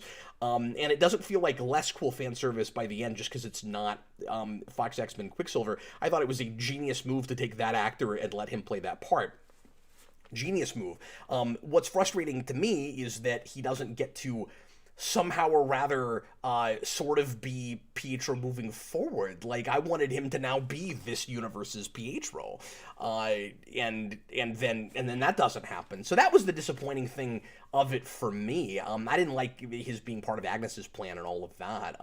But they have some fun comedy. You know, they get some comedy mileage out of him. The stuff he does in the Halloween episode is great. When he's got that outfit with the blue jeans and like that whole thing is really funny. And when he shows up and does that face and scares Wanda, that face is freaking hilarious. And I just fell out of my chair. So it was so good. That bit's fantastic. Well, with Quicksilver... Oh, sorry, what's that, Connor? Oh, no, go, Austin. Well, I was just going to say, with Evan Peters, like, obviously I wanted him to stick around because I really like him, but I always assumed that, like, their vision, this was a one-time thing. Yeah, I don't know how they would have done that, so, I don't know. The version you're talking about... I wanted it to be cooler than it was!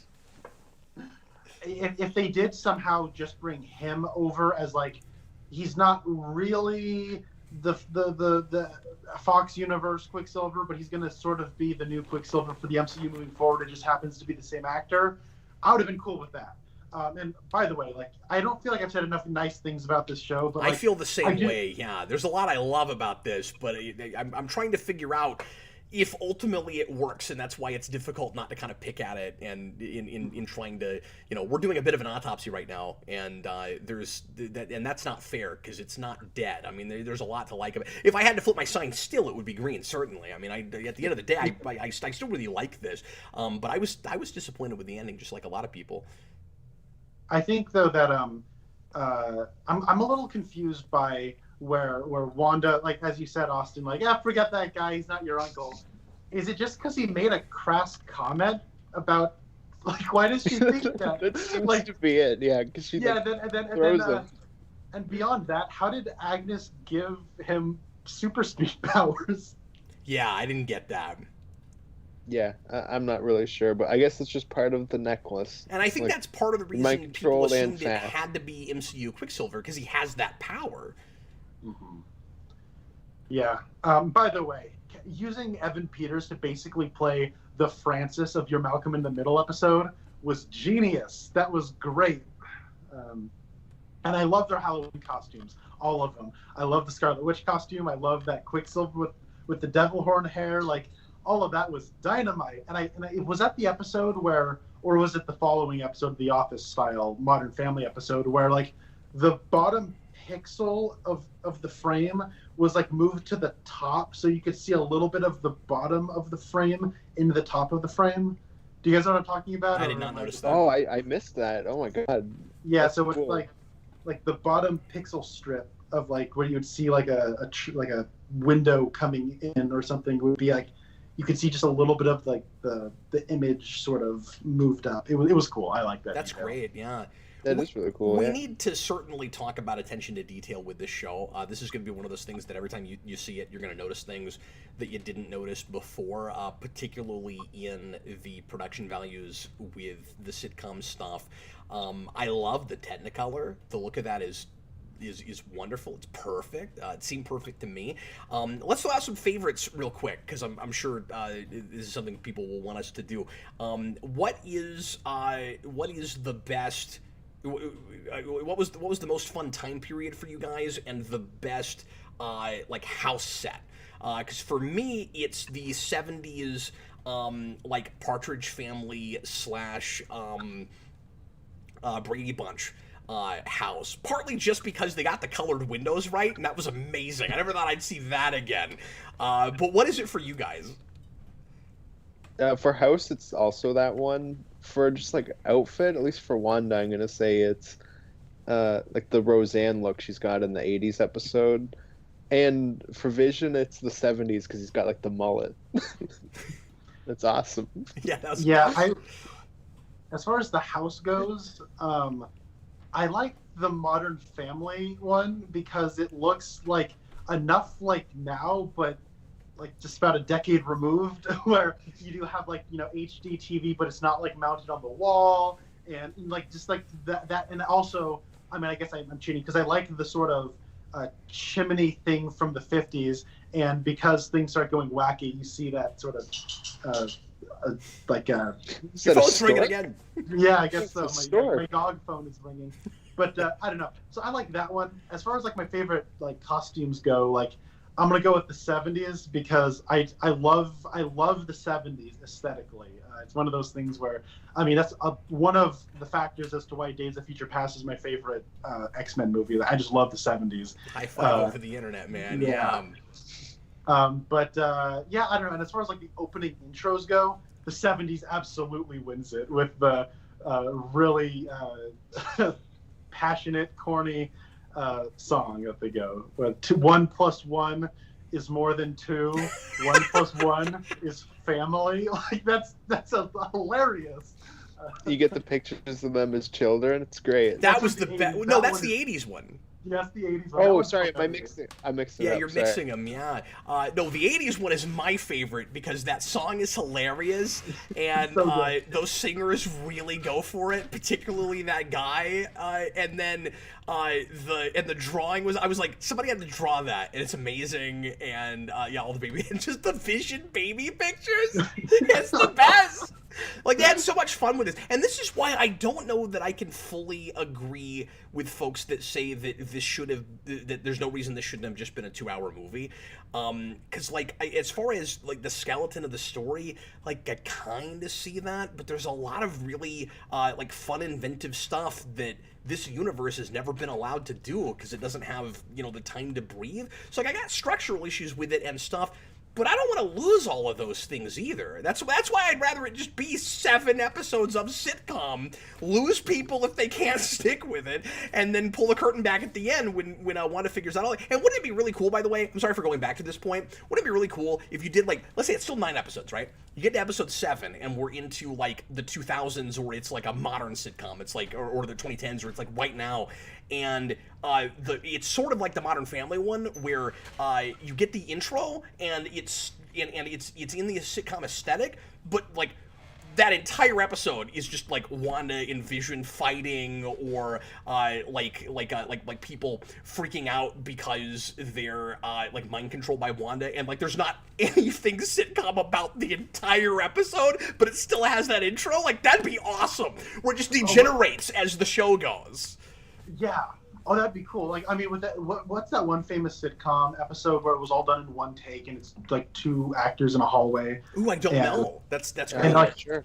when they first aired it, like there was no commercials that aired on it, and I can't remember the show. I'm sure the chat, but my laptop died, so you guys tell me if the chat mentions what it is. But like, what if they did that where it was like 1 episode of just Wanda and Vision arguing, and Yeah. it was like 1 take and there was no ads? That's like, great. And the 2000s It's just a episode. Daredevil hallway fight. Yeah, yeah. And Wanda in a hallway.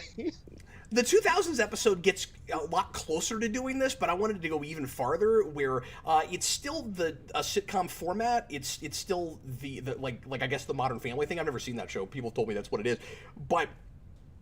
Yeah, and Elizabeth Olsen nails the mom from Modern Family. Yeah, but at the same time, it's her like actually peeling the curtain back and talking about the things that are like really happening to some degree, because she in the sitcom format talks about the, you know, her pulling the hex back, and then you get that fantastic scene with Vision where he's interviewing and he's like, "Why am I sitting here talking to you? I should be doing something," and he just leaves. Like, I don't think it's He hits awesome. his head on the boom mic. But my favorite bit of that episode is when when what's her face, Rambo shows back up, and she's walking toward the house in a huff, and she's about to have a conversation with Wanda, and you have that really tense moment. But as she's walking up to the house, it's just the music from the TV show, like it came back from a commercial. It's fantastic, because you'd think it would be like, oh man, something's about to happen, da da, and you just get like the Modern Family music. It's so good. So it got really close to what I'm talking about, but but I wish they'd gone all the way with that.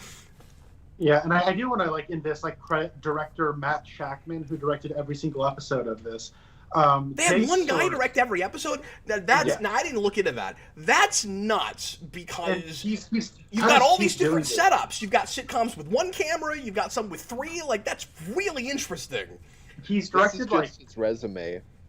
Yeah, he directed tons of episodes of It's Always Sunny in Philadelphia, which regularly will do kind of ironic sort of recreations of some other shows and whatnot. So yeah.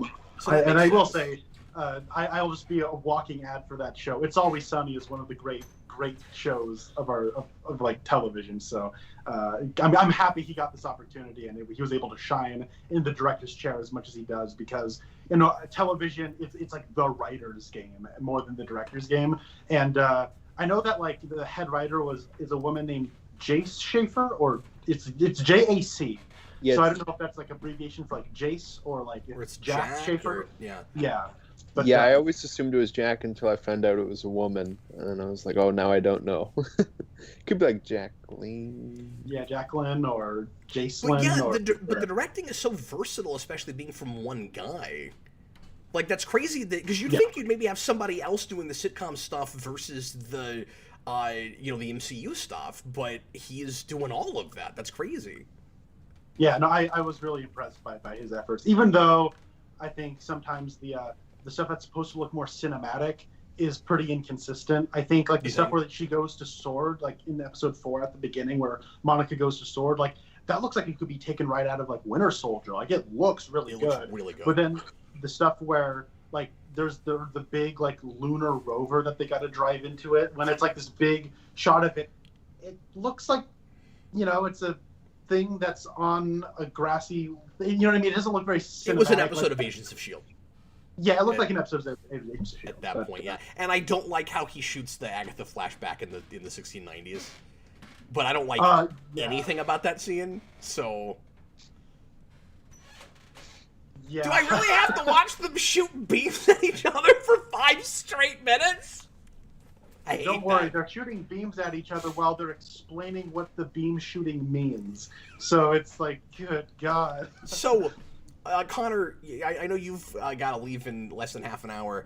We have a bazillion super chats that piled up that we've not tackled. So let's go ahead and read these real quick, and then other things that we need to tackle, we'll go ahead and tackle after this. Let's attempt not to use these to run off into other topics, and just hit these real quick, and then and then get back to the conversation. Divid22, $2 super chat, and a few of these will likely be things that are related to things that we talked about half an hour or an hour ago. So we may be lost on a couple things and not know what you're talking about. Hopefully not. $2 super chat. If mutants existed, would they mutant collar her? I mean, I don't know if they even have those in this world, because we don't have mutants as far as we know yet. So I don't know. I don't know if they would, because she's on the run. So. And they can try. Yeah. They might not be able to get to her. Super Billy, $5 super chat. A lot of confusion surrounding Vision and the Mind Stone. Do residual memories equal consciousness, let alone Vision's original consciousness? That's a really good question. Yeah, that's a thing we gotta talk about. When Vision with White Vision was you still have the data, I just wondered if all of that would be enough for him to become what we would consider real Vision later.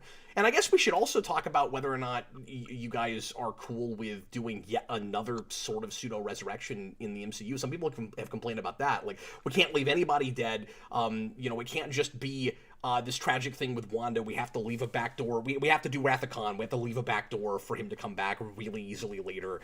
What do you guys think about all that stuff?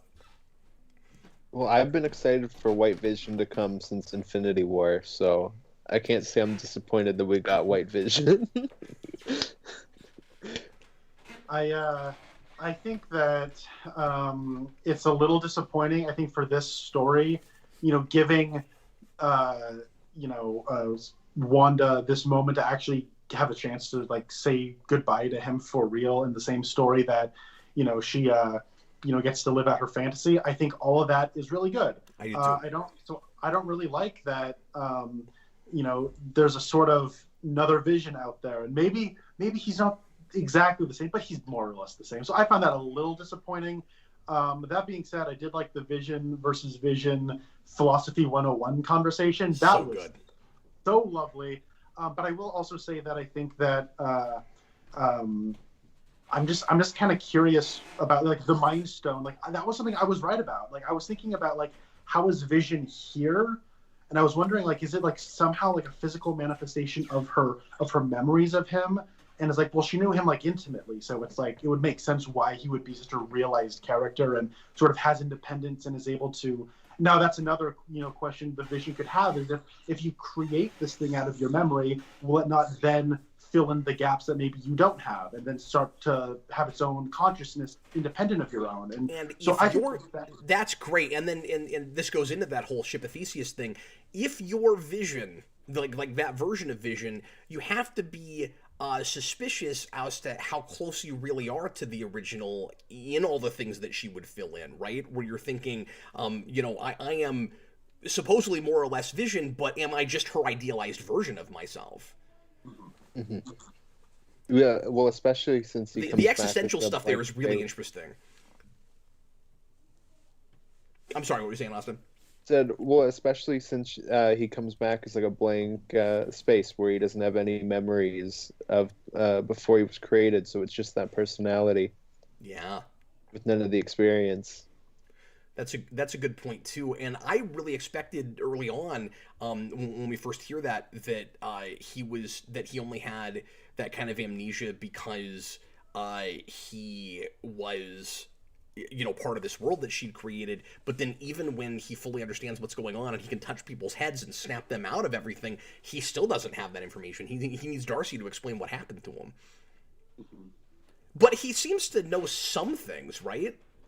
At that point, I don't think. Now that I'm thinking about it, I don't think he's missing his whole life, is he? Because he's got that whole bit where he says like, first I was, or did he? I don't know. Did somebody explain it to him? Darcy tells him about him being Jarvis and then being created by Ultron. Is that what that's supposed to be? Okay. Yeah, we see him be like, so first I was like a voice named Jarvis, and then I did not get from that was us getting into a conversation where we just didn't get that exposition because we already knew it. I didn't realize that was what was going on. I thought he was just sorting it out and knew that already. Okay. Yeah, because we get earlier on in one of the episodes, he says he has no memories of before West. I know, but what I'm saying is, at the time, I thought that was just in that moment because she wasn't letting him access that stuff. I thought by the time he broke away from her, he would have access to all of those memories. I don't think that they made that clear enough. I think now that you're explaining it to me, you're right about it, but I cannot be the only person that was confused about that on that point. That's fair. I don't There's a think few they made things that like clear that they enough. explained in almost throwaway lines. Uh-huh. Like Monica getting powers. And you've got real estate, so there's no excuse. When you've got 9 episodes, like there's no excuse. Super Billy, $5 super chat. If a portion of the Mind Stone exists within Wanda, does that mean part of Vision's mind is in her? This is still connected to what we were talking about. Was it transferred or copied? Only a memory. Austin tried to explain this to me the other day, and I still don't fully understand what's going on with it. I think it's a little cop-out-ish. But Austin, what is happening with the piece of the Mind Stone that is supposedly in Wanda? Well, so her powers are like enhanced by the Mind Stone, and that's like a whole thing in Infinity War where because her powers of the Mind Stone that allows her to destroy it, and I guess part of that means that the residual energy from it is in her, which she can then take out for Vision, I guess is supposed to be the idea. Okay. I don't. It is easy. I don't know. That's pretty easy. And it's another thing that I feel like we have to make a little bit more explicit, because we're supposed to get... You explained that to me, and I was like, Austin, where are you getting that from? Because I feel like it's all in visuals. Like, I'm supposed to understand everything you're talking about besides what little of it is explained in Ultron, and then some of it is of course retroactive from that, because we didn't know in Ultron, and I don't think they did either, that she had powers already. And I don't have a problem with that. I think that actually makes more sense. It's like, well, because some people have complained that retroactively we've given them, or at least her, powers before they were augmented by Hydra. But then I'm like, okay, but what was special about the twins? Did they just go find two random teenagers or young adults and do this to them? Like, I think it makes a lot more sense that they would have powers already, except we're in a universe that before Disney had access to Fox stuff, we needed an explanation for how powers happen in the first place. So then we're kind of back to square one on that whole thing, where if they have powers, we have to know how they got them, and I'm sure later on retroactively we'll say that they were mutants. Well, because Ultron has that line where he's basically like, those Hydra experiments worked on you guys because you had a sad backstory.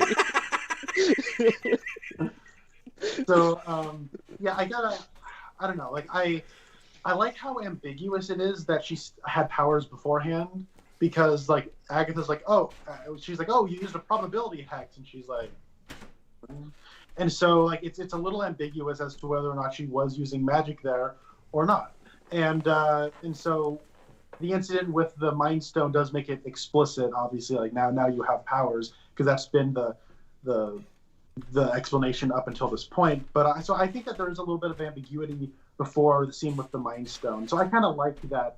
I don't think it's that ambiguous, though, now. I mean, it used to be, but, like, I think the show is telling us that she absolutely had to have powers before all of that, because she stopped the missile in her childhood, and I don't think there's any ambiguity about that. Like, I thought that was just Agatha speculating on, like, so what did you use, a probability spell? What's going on? She's like, she doesn't really have a response to that, so it's like, I thought that the missile just didn't go off. Now you can speculate as to whether or not it just didn't go off because it was a dud. Or but if you're right, then it means that it's Agatha just speculating in a place where I really believe that the show is trying to give us exposition as to what is actually happening. Because later, Agatha goes, she breaks it all down, and it feels like for the audience as much as anybody, where she's like, so you had these power, and this is a line I don't understand, and this is part of why I feel like it's got to be more than speculation on her part, where it's like, so you had these powers, and then they augmented you.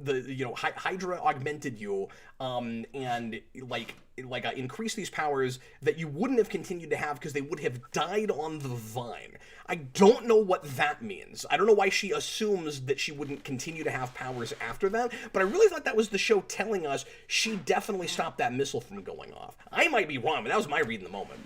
Yeah, I think her doing that with the probability thing is like Luke being able to shoot womp rats or whatever without knowing that he can use the Force. Like it's a thing she's doing without fully realizing what she's doing. I'd be disappointed if that's the way it went. But I don't know. I like the maybe if I rewatch that specific thing in context, I'll have a different read. Right now, I kind of like having a little bit of ambiguity as to, is that magic or just luck? Is that like you being young and having some abilities and not knowing it, or not? And like, because I don't know. I like that there is ambiguity before it's made explicit that, okay, yeah, now obviously she has powers. Okay, but Connor, regardless of whether or not you want her to have powers beforehand, riddle me this. Do you really believe that when the MCU brings in mutants and they make a thing called the mutants, that they're not going to retroactively say Scarlet Witch is a mutant? No, that's probably what they... She's going to be a mutant, dude. Like, there's no way she didn't already have those powers. Maybe for the sake of the piece it feels ambiguous, but I'm telling you, there's no way she's not a mutant, at least later. You're right. No, like, yeah. I'm be floored if they do that. For the piece, I don't know. I like that as like, I think there's room for ambiguity. Broadly speaking, moving forward with MCU, I think they'll do exactly what you're saying, though. Yeah. But lastly, regarding the Mind Stone super chat, maybe it's a little made explicit, maybe it's a little sappy or whatever, but when Vision's like, Wanda, what am I? Like literally, what am I? Like, how do I exist? And she's like, I thought they were going to do the CW thing, and where they were going to go like, you're the love of my life, and they go, oh, they make out, and then the world ends or whatever. But like, I like that there's actually her going, you're like a piece of the Mind Stone that lives inside of me. And then she like goes into like the nerdy science of it all, and I'm like, oh boy, I can't wait for a bunch of people to propose to their girlfriends saying that. So anyways. Oh my god, that's fantastic. I also I want to see the version of that scene where she's like, "You're my love." That's just me. This might just be a personal preference thing or a pet peeve or whatever. I always feel weird in TV shows and movies. I think it just comes off kind of melodramatic whenever characters use the phrase "my truth." I don't know, man. I always have a tough time with that. It's like, no, there's truth, right? There's the truth. Like, okay, there's the truth that, like, is a bigger deal to you because it's, like, really tragic and traumatic and, you know, awful that this thing happened to you. But, like, that becomes a motif through it where we have that with... And I like the parallels between Monica Rambeau and Wanda, certainly. But we have both of them at some point say "my truth." I don't know. I always feel funky about that phrase. I understand your funkiness about it. I think that the miniseries before Watchmen Minutemen by Darwin Cook actually handles like that a way of phrasing it in a very interesting way. They don't ever actually say "my truth," but there's a whole like decades worth of like Hollis Masonson's life where he's like writes a book and everything. Where he's like, this is the truth of what happened, and then there's a reveal that that's not what happened at all. And so, but for that's him, true, but that is not at all what this is about. The way he saw it, that was the truth. Yeah. No, that's great. That's really interesting. But this is just simply, it comes off almost sappy. Like, okay. You know, it's my truth. Well, no, it's the truth. Like, I was getting Rise's flashbacks. Just let the truth have its day. Let my truth have its day. Anyway, okay, let's read the rest of these, shall we? Thanks a lot for the super chats, folks, and all the questions and comments. We sure appreciate it. Tom says Captain America explains about the fight in support groups. And this was long enough ago now I don't know what we're talking about. What fight? In Endgame, the Thanos fight, he's explaining why they just know this stuff, like as if they saw the movie.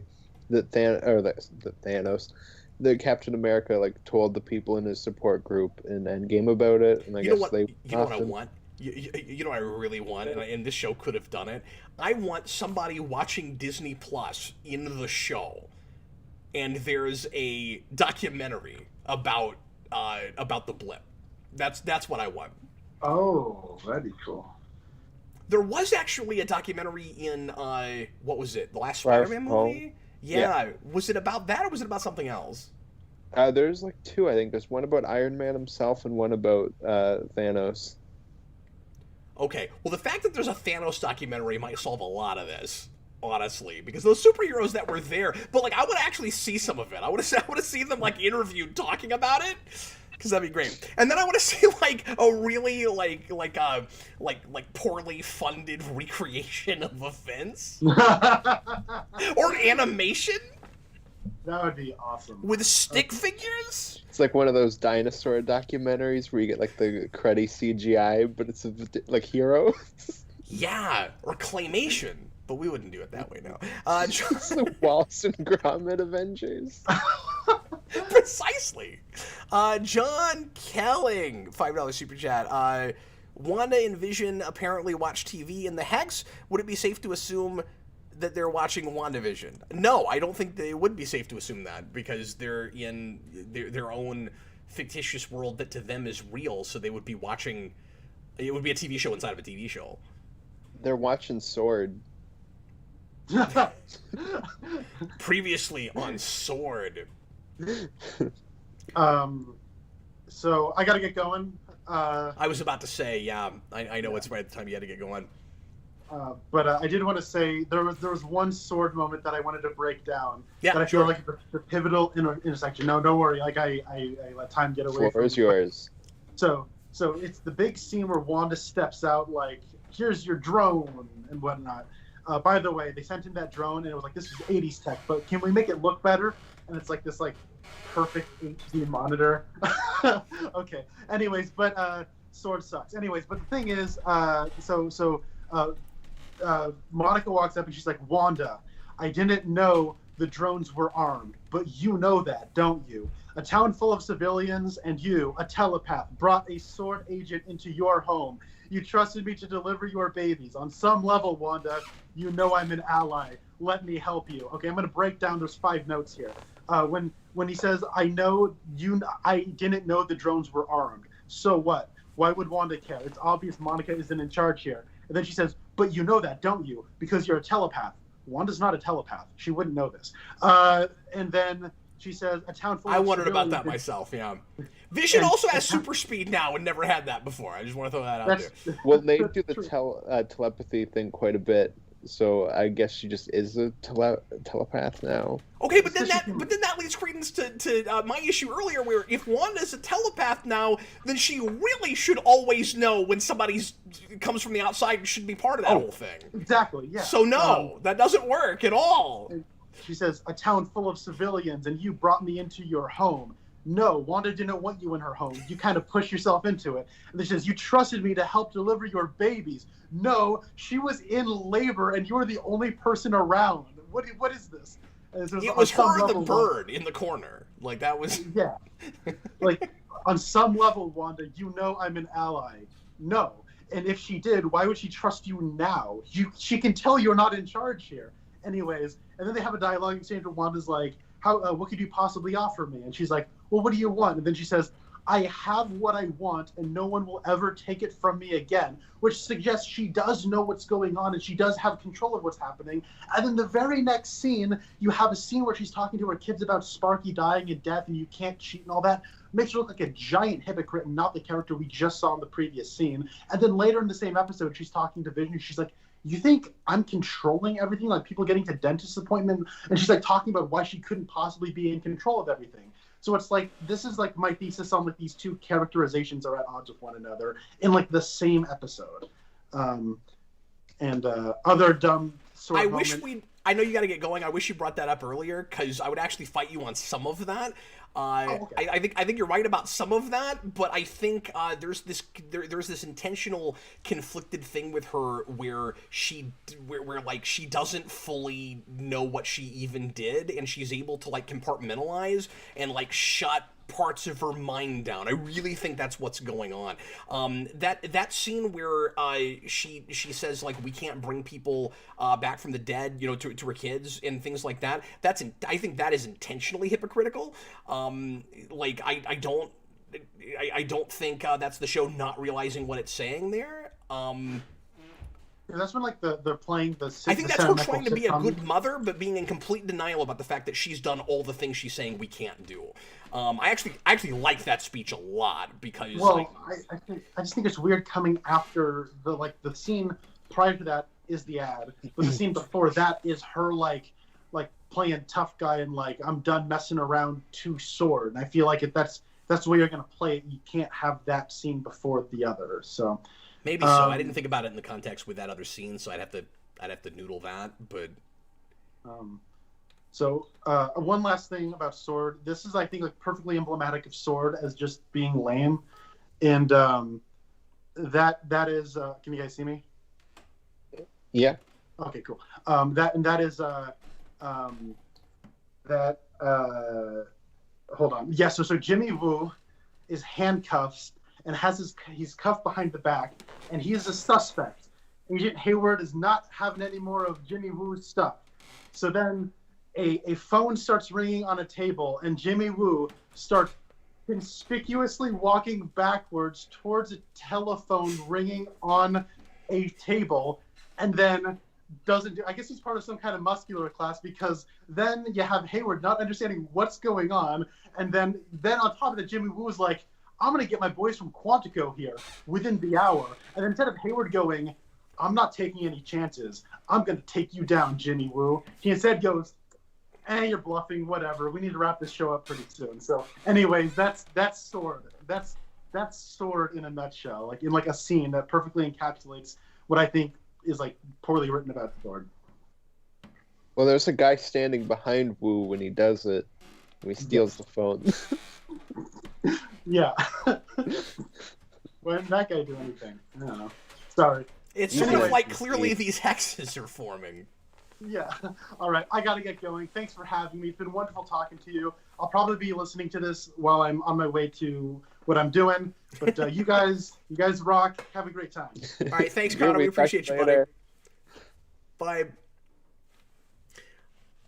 Okay, so Austin, let's go ahead and he says he's going to listen to this. We'll see how much more of it there is. We're going to try to wrap things up, so we'll finish these super chats and then see if there's Yeah, we have like 30 super chats left to go through. No, there's no way there's that many. Is there I don't really? know. I don't know. I don't know the number. I'm No, not I see. counting. I see 10 or 12. We're all right. Oh, can we talk about the hex thing for a second? That's a thing that I wanted to bring up. I Let's think. talk about this hex girl. Let's go. Okay, so I initially really hated the name of the hex, where it's like we have to make it a hexagon because in the comics Wanda She's has got hex powers. magic, That's- and she yeah. calls them hexes. And this is, it seemed like, once again, this is why the magic thing is so weird. This is one of the reasons the magic thing is so weird, because it's the MCU, once again, having to have, like, sci-fi lingo for things, where it's like, we can't just have, like magic and things called hexes. We have to, like, work in hex in there somewhere. And then later we have both? So they did that, but then we also have magic spells called hexes. Why? Before I really hated it, now I'm just perplexed as to why we felt the need to do both. What is weird that like her world is just in a hexagon shape? Why is that hexagon shape? Were hexagons also a thing with Wanda? Or did they do that just because they thought it was really clever because of the word hex? Yeah, I'm not sure. It should have been like a dome, like the Simpsons movie. Yeah. It should have been her town Westview was under the dome. Yeah, exactly. Tom put in a $2 super chat, and I don't know the context of this because it was so long ago. He said could be part of the Perlmutter issue thing, and I just don't know what we were talking about at that point with TV stuff. I'm sure it was some TV versus movie thing, but I don't know what the context was. Yeah, I'm not sure. I can't remember off the top of my head. David22, Doctor Strange is the Sorcerer Supreme, so he's that good. I'm sure he's referring to what I said about him not like actually saying incarnations or incantations. But pardon me. Yeah, but he should have had to do that when he first learned the stuff at the very least. Well, most of those like sorcerers don't. Like you even get like the alien sorcerer at the end of Guardians 2, and he doesn't need to like say spells. Yeah. It doesn't bother me like too much. Like I'm fine with it just being more of a visual thing. But like obviously I understand that you want like them to be shouting spells. Well, it would set it apart. It's too generic that way. It's not just that I need everything to be exactly like it was with the comics. It's just that was a big thing Doctor Strange had. Yeah, well, that's Why fair. would you Like, axe it? for me, I just like the kind of visual hand movements that they do for the sorcerers, which is straight out of the comics. I think that stuff's really cool. Maniac Magnus, $5 super chat. Well, yeah, but they have. I mean, in the comics, there's hand movements that they do that go along with spells, but it's just so much stuff just comes from this, and I think it's really. That's just the one spell. Okay. It's the portal. Maniac Madness, if Wanda can create vision from the Mind Stone inside her, why didn't she do the same for Quicksilver? Also, was the broadcast ads just for our sake? Austin and I talked about the ad thing a lot last night, and there's one episode where it absolutely has to be. When you get to the one with the Nexus ad, which I think at this point is my favorite. I also like the Yoplait yogurt one, but I think that is my favorite because it's really super clever. With all the like mental condition stuff in that, it's really funny. But yeah, my favorites are the Nexus ones and the Lagos one. That one's really great. Yeah, that one's good too. But at that point, the broadcast wasn't happening anymore. Is it not? Yeah, it's not. We're told that because right like I think like a scene or two before that ad, I'm talking about the Nexus one. A scene or two before we get that ad, we're told from Wu or somebody that that she broke down. That I think once she grows the hex out, she shuts down the broadcast, but we still get commercials. Oh, okay, yeah, Pretty I sure guess I I'm forgot remembering that about right. that. Yeah. Well, in the commercials, I don't understand what they are, like, and who those people are. But obviously, it's cool that we're doing some of the, like past traumas with her in the form of commercials. I really like that stuff. Yeah, it's hard to say if that's just for our sake or not. I don't think we ever see uh, Darcy or anybody seeing a commercial, do we? I think we do. Okay. If we do, then Yeah, it can't no, just be for our sake. I And could then be wrong, but I think we see her like see one of the commercials, but maybe I'm misremembering that. if that's the case, though, then it's not as big of a deal that we get one even when the broadcast isn't happening, because after all, why is the whole thing still in a sitcom format anyway? Hmm. So yeah, Yeah, I mean, for sure. it's probably supposed to just be still her mind, subconsciously making things manifest. Rokeith, the explanation is that maybe Boner doesn't have a driver's license. For all the characters identified, they have a driver's license attached. Oh, That is true, that yeah. may be true. Yeah, It's yeah. still. If you Am see I the papers, they am all I do. wrong though? It's still a problem that nobody names them. It is. It's kind of just there so that the audience doesn't know.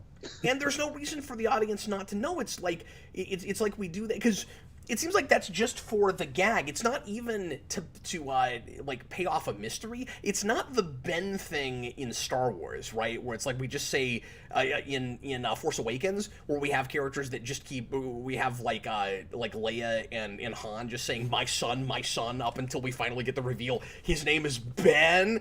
In this, it's like his okay, so there's a guy who's missing. His name is Ralph Boner. At the end of the show, we discover Ralph Boner is Quicksilver. There's no reason to keep it from us except you think that joke is that funny. That's really stupid. Yeah. It's also not that funny. Game Station 3, $2 Super Chat. The final Snyder Cut trailer just came up. Thanks. Yeah, I knew about that, but I don't even know if I'm going to watch it because there's been... I already watched it. Oh, okay. There's been too much imagery and stuff from that movie spoiled for me already. Like, I want to be surprised by things. It's 4 hours. I can't show everything. Well, I know, but I don't care how long BVS was. I didn't want to know about Doomsday. Well, yeah, but I mean, I feel like nothing we've seen in any of the trailers has been like, oh my god, on that level. But I don't know if that movie will have anything that's Okay, then what's the point of my big watching of a it? spoiler. There Like isn't. either way you slice it. There isn't. Let's burn that film down. But I'm sure people will ask about it on Tuesday, so I don't know. I may watch it, but I don't know what the point is of more trailers for that. Who at this point, I don't mean to get on Snyder Cut, who at this point are they going to get to watch it that was not already planning on watching it a week before it comes out? Well, it's even weirder because all through last week, every single day they did like a 50-second trailer for each character. It was like Superman, Batman, like Wonder Woman, Cyborg, Steppenwolf, Darkseid, Flash, and then we got the full trailer. It's Wow. like, Okay. it's Anyway, nuts. are you excited for Friday? That isn't the word I would use, but I'm ready for a good laugh. We'll go ahead and put in a quick plug for that. If you haven't heard about this already, Friday night, Austin and I and a couple other people are going to, because I don't know who all is showing up yet. Brandon's supposed to be there. I think a DJ is going to be there. We're going to do a live watch party for the Snyder Cut. So we're not going to do a full-on commentary while we're watching it. We're just going to watch it with anybody who wants to watch it with us. So we're going to keep the talking to a minimum, and and then we're going to do Spoilercast on Sunday. So if you can hold out a day, try not to watch it until you see it with us so we can all watch it together for the first time, because we think that would be a lot of fun. And if you do watch it ahead of time, just please don't spoil anything in the comments. We will be ejecting anybody that does that, because we need to make sure that we don't get anything spoiled for us. Okay, Game Station 3 again. Thanks a bunch. Far From Home showed documentaries about Iron Man and one about Thanos called The Snap. Yeah, we mentioned that earlier, but I forgot what There's it was also called. one about Wakanda that somebody mentioned, which I forgot about. Oh, okay. I haven't paused that scene. Game Station 3, $2 super chat.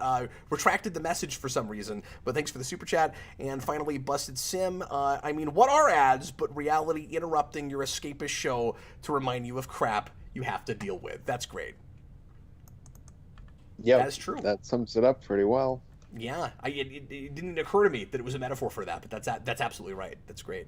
Okay, if I missed any super chats, I think I got them all. But if I missed anything, somebody please let me know. And Austin, what other aspects of this do we want to get into? Because I'm sure there's all kinds of stuff that you might have wanted to talk about that has not come up yet. Yes, I have one, but I'm getting ready to change my background for when I talk about it. So if you have anything you can throw at me while I'm doing this. Boy, I feel like 2 hours. I feel like we've done a pretty good job covering the gamut of this. I think I've exhausted all the major stuff I really wanted to talk about. So go ahead, and then something might come to me. Okay, so as we said, our favorite commercial in the show is the Nexus one, and the Nexus in the comics is, of course, like a doorway that connects all the universes, and is guarded by my boy Man-Thing over here. So I need Man-Thing to show up at some point. How likely do you think that is? And if they do it, where will it be? Will he get his own thing? I'm going to say Doctor Strange, because that's the multiverse of madness, and that's kind of the way to do that, is deal with the Nexus. Oh, he could be in that movie. Yeah, and since the first movie came out, I've always been like, I feel like Doctor Strange is where to do Man-Thing. It's already weird. Just shove him in there. But I never really thought I'd get that. I'm still not convinced they're going to do it. That's just what I want. Yeah. Speaking of the multiverse, well, I like Man-Thing, I think has got to show up at some point. It was nice to get. It was nice to get references to that and the Darkhold and stuff, because that kind of it's hard not to assume that. That's... Oh, I have another thing with the Darkhold for when you're done. Sorry, go ahead. It's hard not to assume that that's going to open a doorway to the horror side of the Marvel universe, which we've done very little with. And of course, we're going to get a Blade movie, but that doesn't necessarily have to be connected to all of that. But that's like Werewolf by Night and things like that would be cool to get in some capacity. I think you're more likely to get that kind of stuff on TV in some way, as maybe like a catch-all show that merged a lot of it, or even in more adult cartoon shows. I could see that happening as well. Yeah. But for the Blade thing, vampires are initially created by the Darkhold in the comics. So that could be what we're setting up. Mm-hmm. So were you disappointed at all that we didn't make a bigger deal out of, there being a multiverse at the end of this? Because there's kind of hints at it, but I think a lot of people were expecting that we would do, not a full tilt thing where we'd start bringing in a bunch of characters from other dimensions, but just have at least characters talking about, oh crap, there's a multiverse now. Like, I think a lot of people expected this show to expand the universe in the sense of, almost getting like a begun the Clone Wars has kind of moment, right? Where it's like, oh God, there's this whole multiverse of dimensions we didn't know about, or oh God, there's mutants. We didn't explicitly do either of those things, and I don't know that it's a huge deal for me, but it kind of makes me wonder when those things start happening, and it also makes me wonder if we're afraid to do big revelations like that in the Disney Plus shows. Well, so they made a big deal, of course, about how Doctor Strange, WandaVision, and Spider-Man are going to be one multiverse trilogy. Oh, or like they're at when least, Hulk they're at had a least trilogy? Yeah. between Ultron and Ragnarok and Infinity War. Remember that? Yep. But so I think people like took that and went, oh well, this obviously has to set up that Wanda's gonna like break the multiverse at the end. It's all gonna spill into the MCU. But I just really like how we don't do that, and it's just very character driven. And it's much more about getting Wanda to where she needs to be in Doctor Strange than it is setting up those plot points.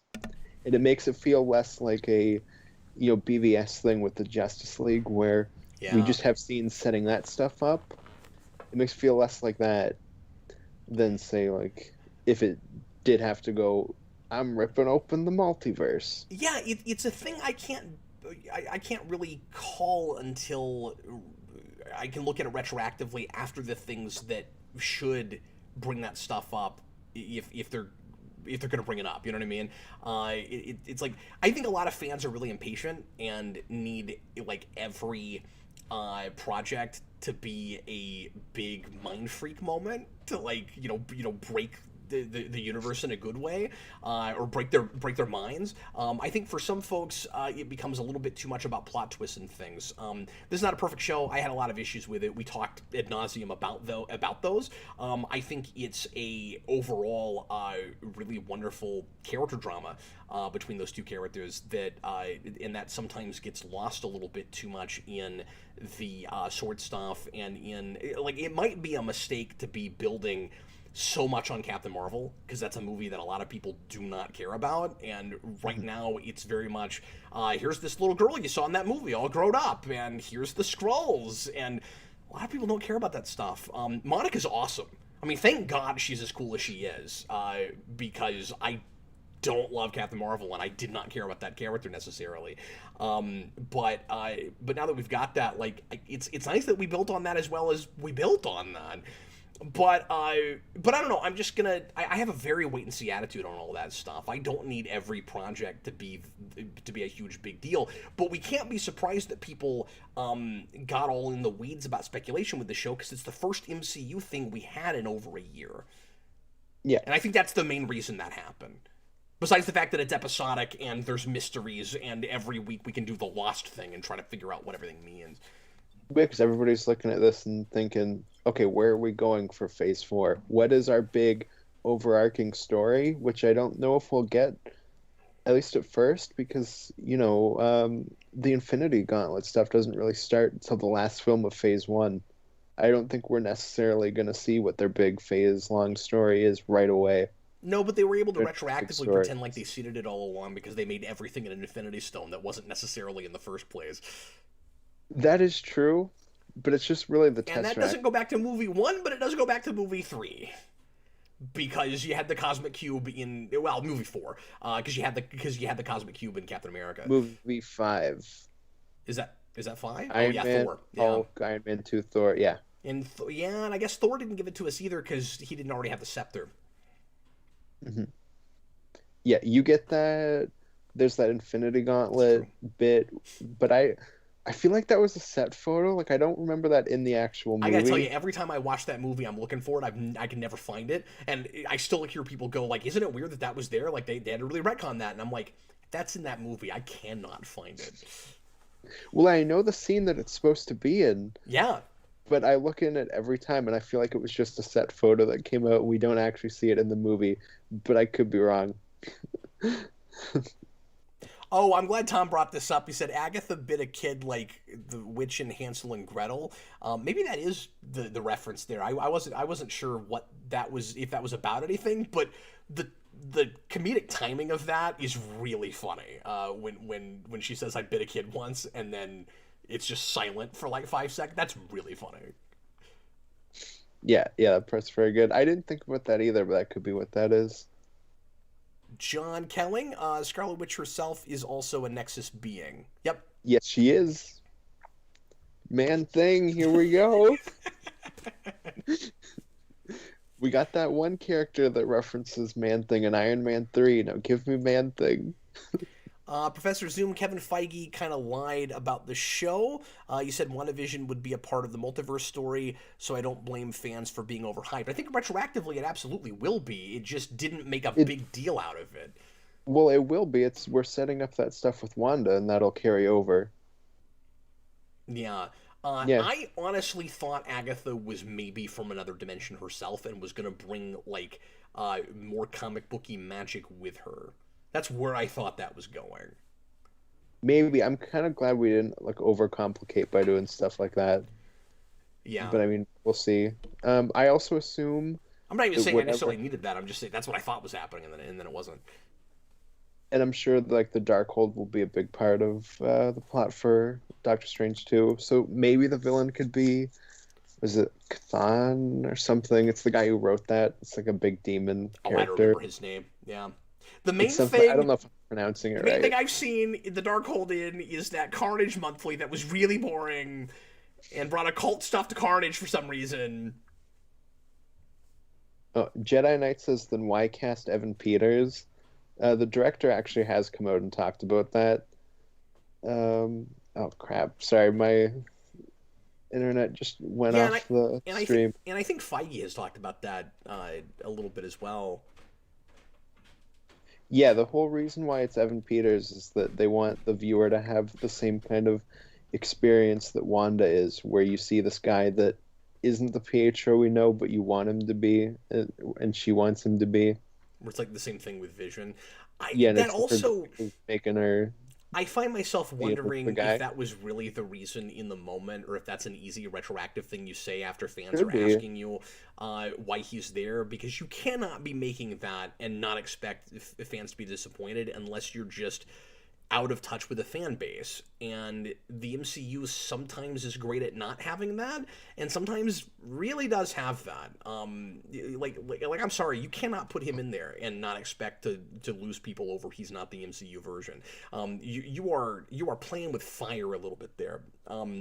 Regardless of what I might want, I didn't need it to be him, but like you know, you had people going all the way back to the Fox buyout, going, well, we know we're going to get a multiverse, so surely they'll bring in the Fox X-Men.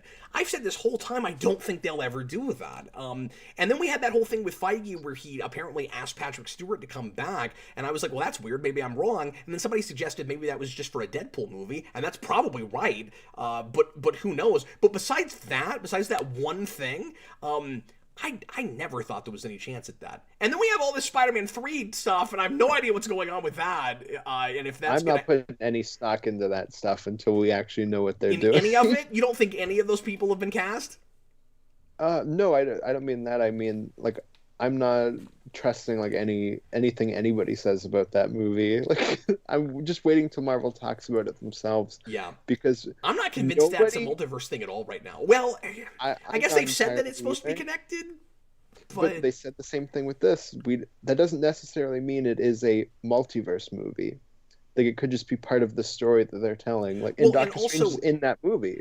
And also, multiverse doesn't mean multiverse from other film franchises. And we're in this place right now, and I think people really need to not get their hopes up about this, because we're in this place right now where people are assuming that multiverse means different pre-established universes that will bring in. And just because DC is doing that, and we know for sure that's happening, right? Like with the Michael Keaton thing and all of that, like there's no speculation there. They're doing that. But we can't assume that Marvel is, and none of these things have come out yet, which means that if they were both planning that, they had to have done it simultaneously without being influenced by the other. Yeah, and nobody ever mentioned any of this stuff until we got the keyword here is surprise casting of Jamie Foxx as Electro.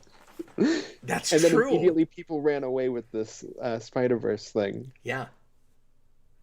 All we know is that Melina and Fox are in it, and they could be multiverse, or it could be the Jameson thing. There's already a precedent for it. So, yeah. I mean, it's fun to speculate. I'm not... And when I said speculation culture earlier, I don't mean to say that people shouldn't be looking ahead and making guesses and things. Of course, that's fun. I'm saying don't get your hopes up. I'm saying don't don't hold the peace to it necessarily. I think we got to take it on its own terms and decide if for the story that it's trying to tell, if it succeeded at it, and then go, did it do enough for me? WandaVision is not a story that had to go into a multiversal place before it's interesting. To me, I get why people were maybe upset about the Quicksilver thing for the same reason that I kind of got why people were upset about the Mandarin thing. It's almost about, like, with Mandarin, it was about advertising. If only people hadn't seen any trailers, I don't think that's as big of a deal to them. But with this, it's like, well, yeah, you kind of teased people with that, and then it's going to be, again, mileage ends up varying. Well, and I just had this thought, because the Evan Peters thing is very... It's the thing we do, especially like with TV, where there's an actor who has been in this franchise before, so we bring them back for some sort of role. Like, it's that, right? Except Evan Peters obviously just had a movie as Quicksilver recently, as opposed to like Lou Ferrigno showing up in The Incredible Hulk. Right? Like, I'm sorry, I was reading comments. You said something about Lou Ferrigno and Incredible Hulk, and that's all I got. I'm sorry, go ahead. Can you basically, repeat that Lou again? Ferrigno Hulk is very good, and that was my point. Oh, it is. No, what I was saying was that the Evan Peters casting is ultimately, that type of thing where we bring in an actor who's been in this franchise before and just cast them in a different role, no different than Lou Ferrigno in that, or say like bringing in Adam West in some sort of DC show. Yeah, Except the only difference is that Evan Peters was just in a movie as Quicksilver, like within a few years ago. So people, and we know it's a multiverse that's coming soon. Yeah, so it people is different. Jump the gun on that. It is different because you're dealing with reality breaking stuff. Mm-hmm. Again, I don't think, like, however you feel about the way they ultimately handled it, they cannot be surprised that people were disappointed by that. Oh, of course, yeah. Well, like I said, I think, and it seems to me like is so bad that it makes it worse. That interview to me seemed like a and I might be wrong about this, but because that's cool thematically and it works in the piece, so I don't care if that was immediately the intent. But that seems like a clever way to try to cover your butt a little bit. Where I think maybe they were surprised that anybody expected that, and I don't know, like. There's a lot of fanfic-ish type stuff that people really want from comic book movies that the people making them are not thinking about and not expecting. And I don't want them to make crappy fanfic. I don't mean that. I love sometimes for envelopes to be pushed where we do things that I would call fanficky, but like in really interesting, character-driven, fun, creative ways. Like I think Days of Future Past did in with at least a few things. But I don't know. I don't think people making comic book movies think like comic book fans, by and large, much of the time. Mm-hmm. Yeah, like I can tell Feige just by talking like that he actually cares about this stuff, but obviously he's trying to make a movie that's going to sell to the masses. Like that's his job. Yeah. And so he can't think, of course, just about comic book people, but sometimes I don't know that they're thinking about comic book people that much at all. Mm-hmm. That's fair. I don't know how good a business it is either way sometimes. I mean, it's not fair to say that with WandaVision because there's all kinds of references and things to the books. There's obviously a lot of reverence for the history of those characters. Yeah, like in the intro for episode 2, they reference every part of the like Vision and Scarlet Witch family that you see in the Vision book. Where you get, like, was it Bova, Agatha, Wonder Man, and Grim Reaper. I couldn't believe they did that. Oh, and the Wizard. Yeah. And you had to point it out to me. I missed all of that. Well, and it goes by so quick. Let me make this point real quick, too, because I meant to say this earlier and I forgot all about it. I always talk about titles. This is kind of a genius title to me because at first... it's like, I don't know, triple or almost like quadruple layered, like quadruple entendre, because, at first you go, okay, it's just, like, when you first heard that title and we didn't know what exactly the premise was, it was like... It sounded awful. It sounded awful, yeah. It's a cute way to get both of those names in the title as WandaVision, okay, and then you get the TV thing, and you're like, well, that's interesting. So now we got this double entendre thing where Vision is in the show, but it's WandaVision because it's you're watching a TV show that is about her, and we'll find out later that she's actually created this world. But Vision himself, at the end, turns out not to be real. And again, existential stuff. He to himself is real. Like you can make the argument: is he a real person? Does he have a soul? All of that. But he's not built out of Vision's robot parts, like the show leads us to believe the whole show. And I really like that, by the way. I like that that assumption that the sword agents make, that it's got to be that, and that's what Hayward's after. And then it turns out that Hayward actually still has the robot parts, and he just hasn't figured out how to get it, turned on and control it yet, which he does later. But I like that it's also like a Vision himself is a vision. It's like it's Wanda's vision of Vision made manifest. It's a quadruple entendre. There's so many entendres that I don't know where one ends and one begins. that is pretty great. I also wanted to ask you if you thought that they could maybe do some other, like, you'd have to rebrand it, obviously, to do some sort of second season, but if you could see them doing like a Scarlet Witch and Vision TV show as like a second season. I kind of don't want that. I kind of want them to come back at some point and become Avengers and be in Avengers things again. Personally, Just be more like just to do the side character stuff. But I mean, just like for them to get like their own story again. If they did it, I would want it to be 6, 7, 8 years from now. I would want the status quo to be so completely different, not tied to this whatsoever. People don't necessarily even expect it to have anything to do with like the TV conceit or any of that kind of thing. But there's again, I get in the weeds when it comes to titles. There's a part of me that almost thinks that it is fundamentally incorrect to have another season of a thing with a finale called the series finale. And well, that's what I mean by you'd have to rebrand. Like you just have to just straight up be it's the Scarlet Witch and the Vision or something, whatever you would call it. No, of course. You would have to make it its own, side follow-up thing. But I love that it comes right out in that title for the last episode, because everybody was going, oh, well, with the Netflix shows, you always had another season. And I feel like they were intentionally, with that title, saying, this is all you get. It's a miniseries. It's essentially a 6-hour movie. Yeah, which is going to be cool, because we're going to get things like this that are miniseries, and then others that are shows. Like I'm certain She-Hulk and Miss Marvel and Moon Knight and stuff like that will get more seasons, while this and Secret Invasion and Armor Wars will just be miniseries. Yeah, and they've kind of made it clear which ones have the potential to keep going and which ones are supposed to just be limited series. I think they were even, with the Star Wars stuff especially, they were saying a limited series, I think. Yeah, or something like that. The only things that we know are getting a second season so far are What If and Loki. Well, What If you could do ad nauseum. There's no reason to ever cancel that. As long as you're making Marvel stuff, you can keep doing it if it's good. Yeah, of course. Okay, guys, I have got to get going. We're at 2.5 hours. Austin, thanks a bunch for hanging out with me for so long, talking about Wandavision. You think we covered enough stuff? Well, I got to talk about Man-Thing, so I am happy.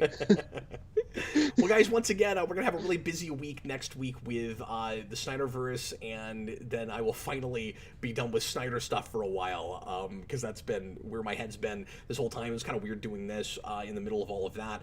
And we've also got, of course, coming up on Friday, which I'm not going to be able to watch that day because we're doing the Snyder Cut, but we're going to have the first episode of Falcon Winter Soldier, and we will do a how we felt about on the first episode of that as soon as humanly possible after that drops. I don't know when yet. We'll try to record it and sneak it in somewhere. I don't know if that'll be a spoiler cast and a live show like we did. I said how we felt about like we did with this, because I just don't know when we'll have time to actually broadcast the longer live thing. So it may be short, or at least as short as we ever get, or it may be or it may have to be tabled to the next week, sometime in the middle of that week, or even Sunday the week after. I'm not sure yet. We could end up doing the first 2 episodes if we have to wait that long. So we'll Austin, I'll just keep chatting with you and Connor about that in case the both of you want to come back for that, and we'll just do it whenever we're able to do it. Yeah. Well, and I always watch these the Thursday night because of my work schedule, so I'll have seen it by the time we do the Snyder Cut. Lucky duck. So I have to wait for my family because Sarah and the kids aren't going to want me to watch it without them. So. Yeah, of course. Busted Sim, no, we're not going to have Star Trek Club tomorrow night because Brandon's out of town and I'm behind on Rewind writing. So once again, I'm going to have to put that off again, but hopefully the week after it'll be back. Everybody, thanks a lot for being here. I hope you had a good time. Thanks for watching after the fact, again, if you did that. And in the meantime, we'll be back with you with lots more Geekvolution madness this week. Join us Friday for the crazy train. Get ready. We're in the Geekvolution of madness now. I'm Captain Logan. This was The Day Ghost. It's madness. And Connor was here too. Thanks again to Connor for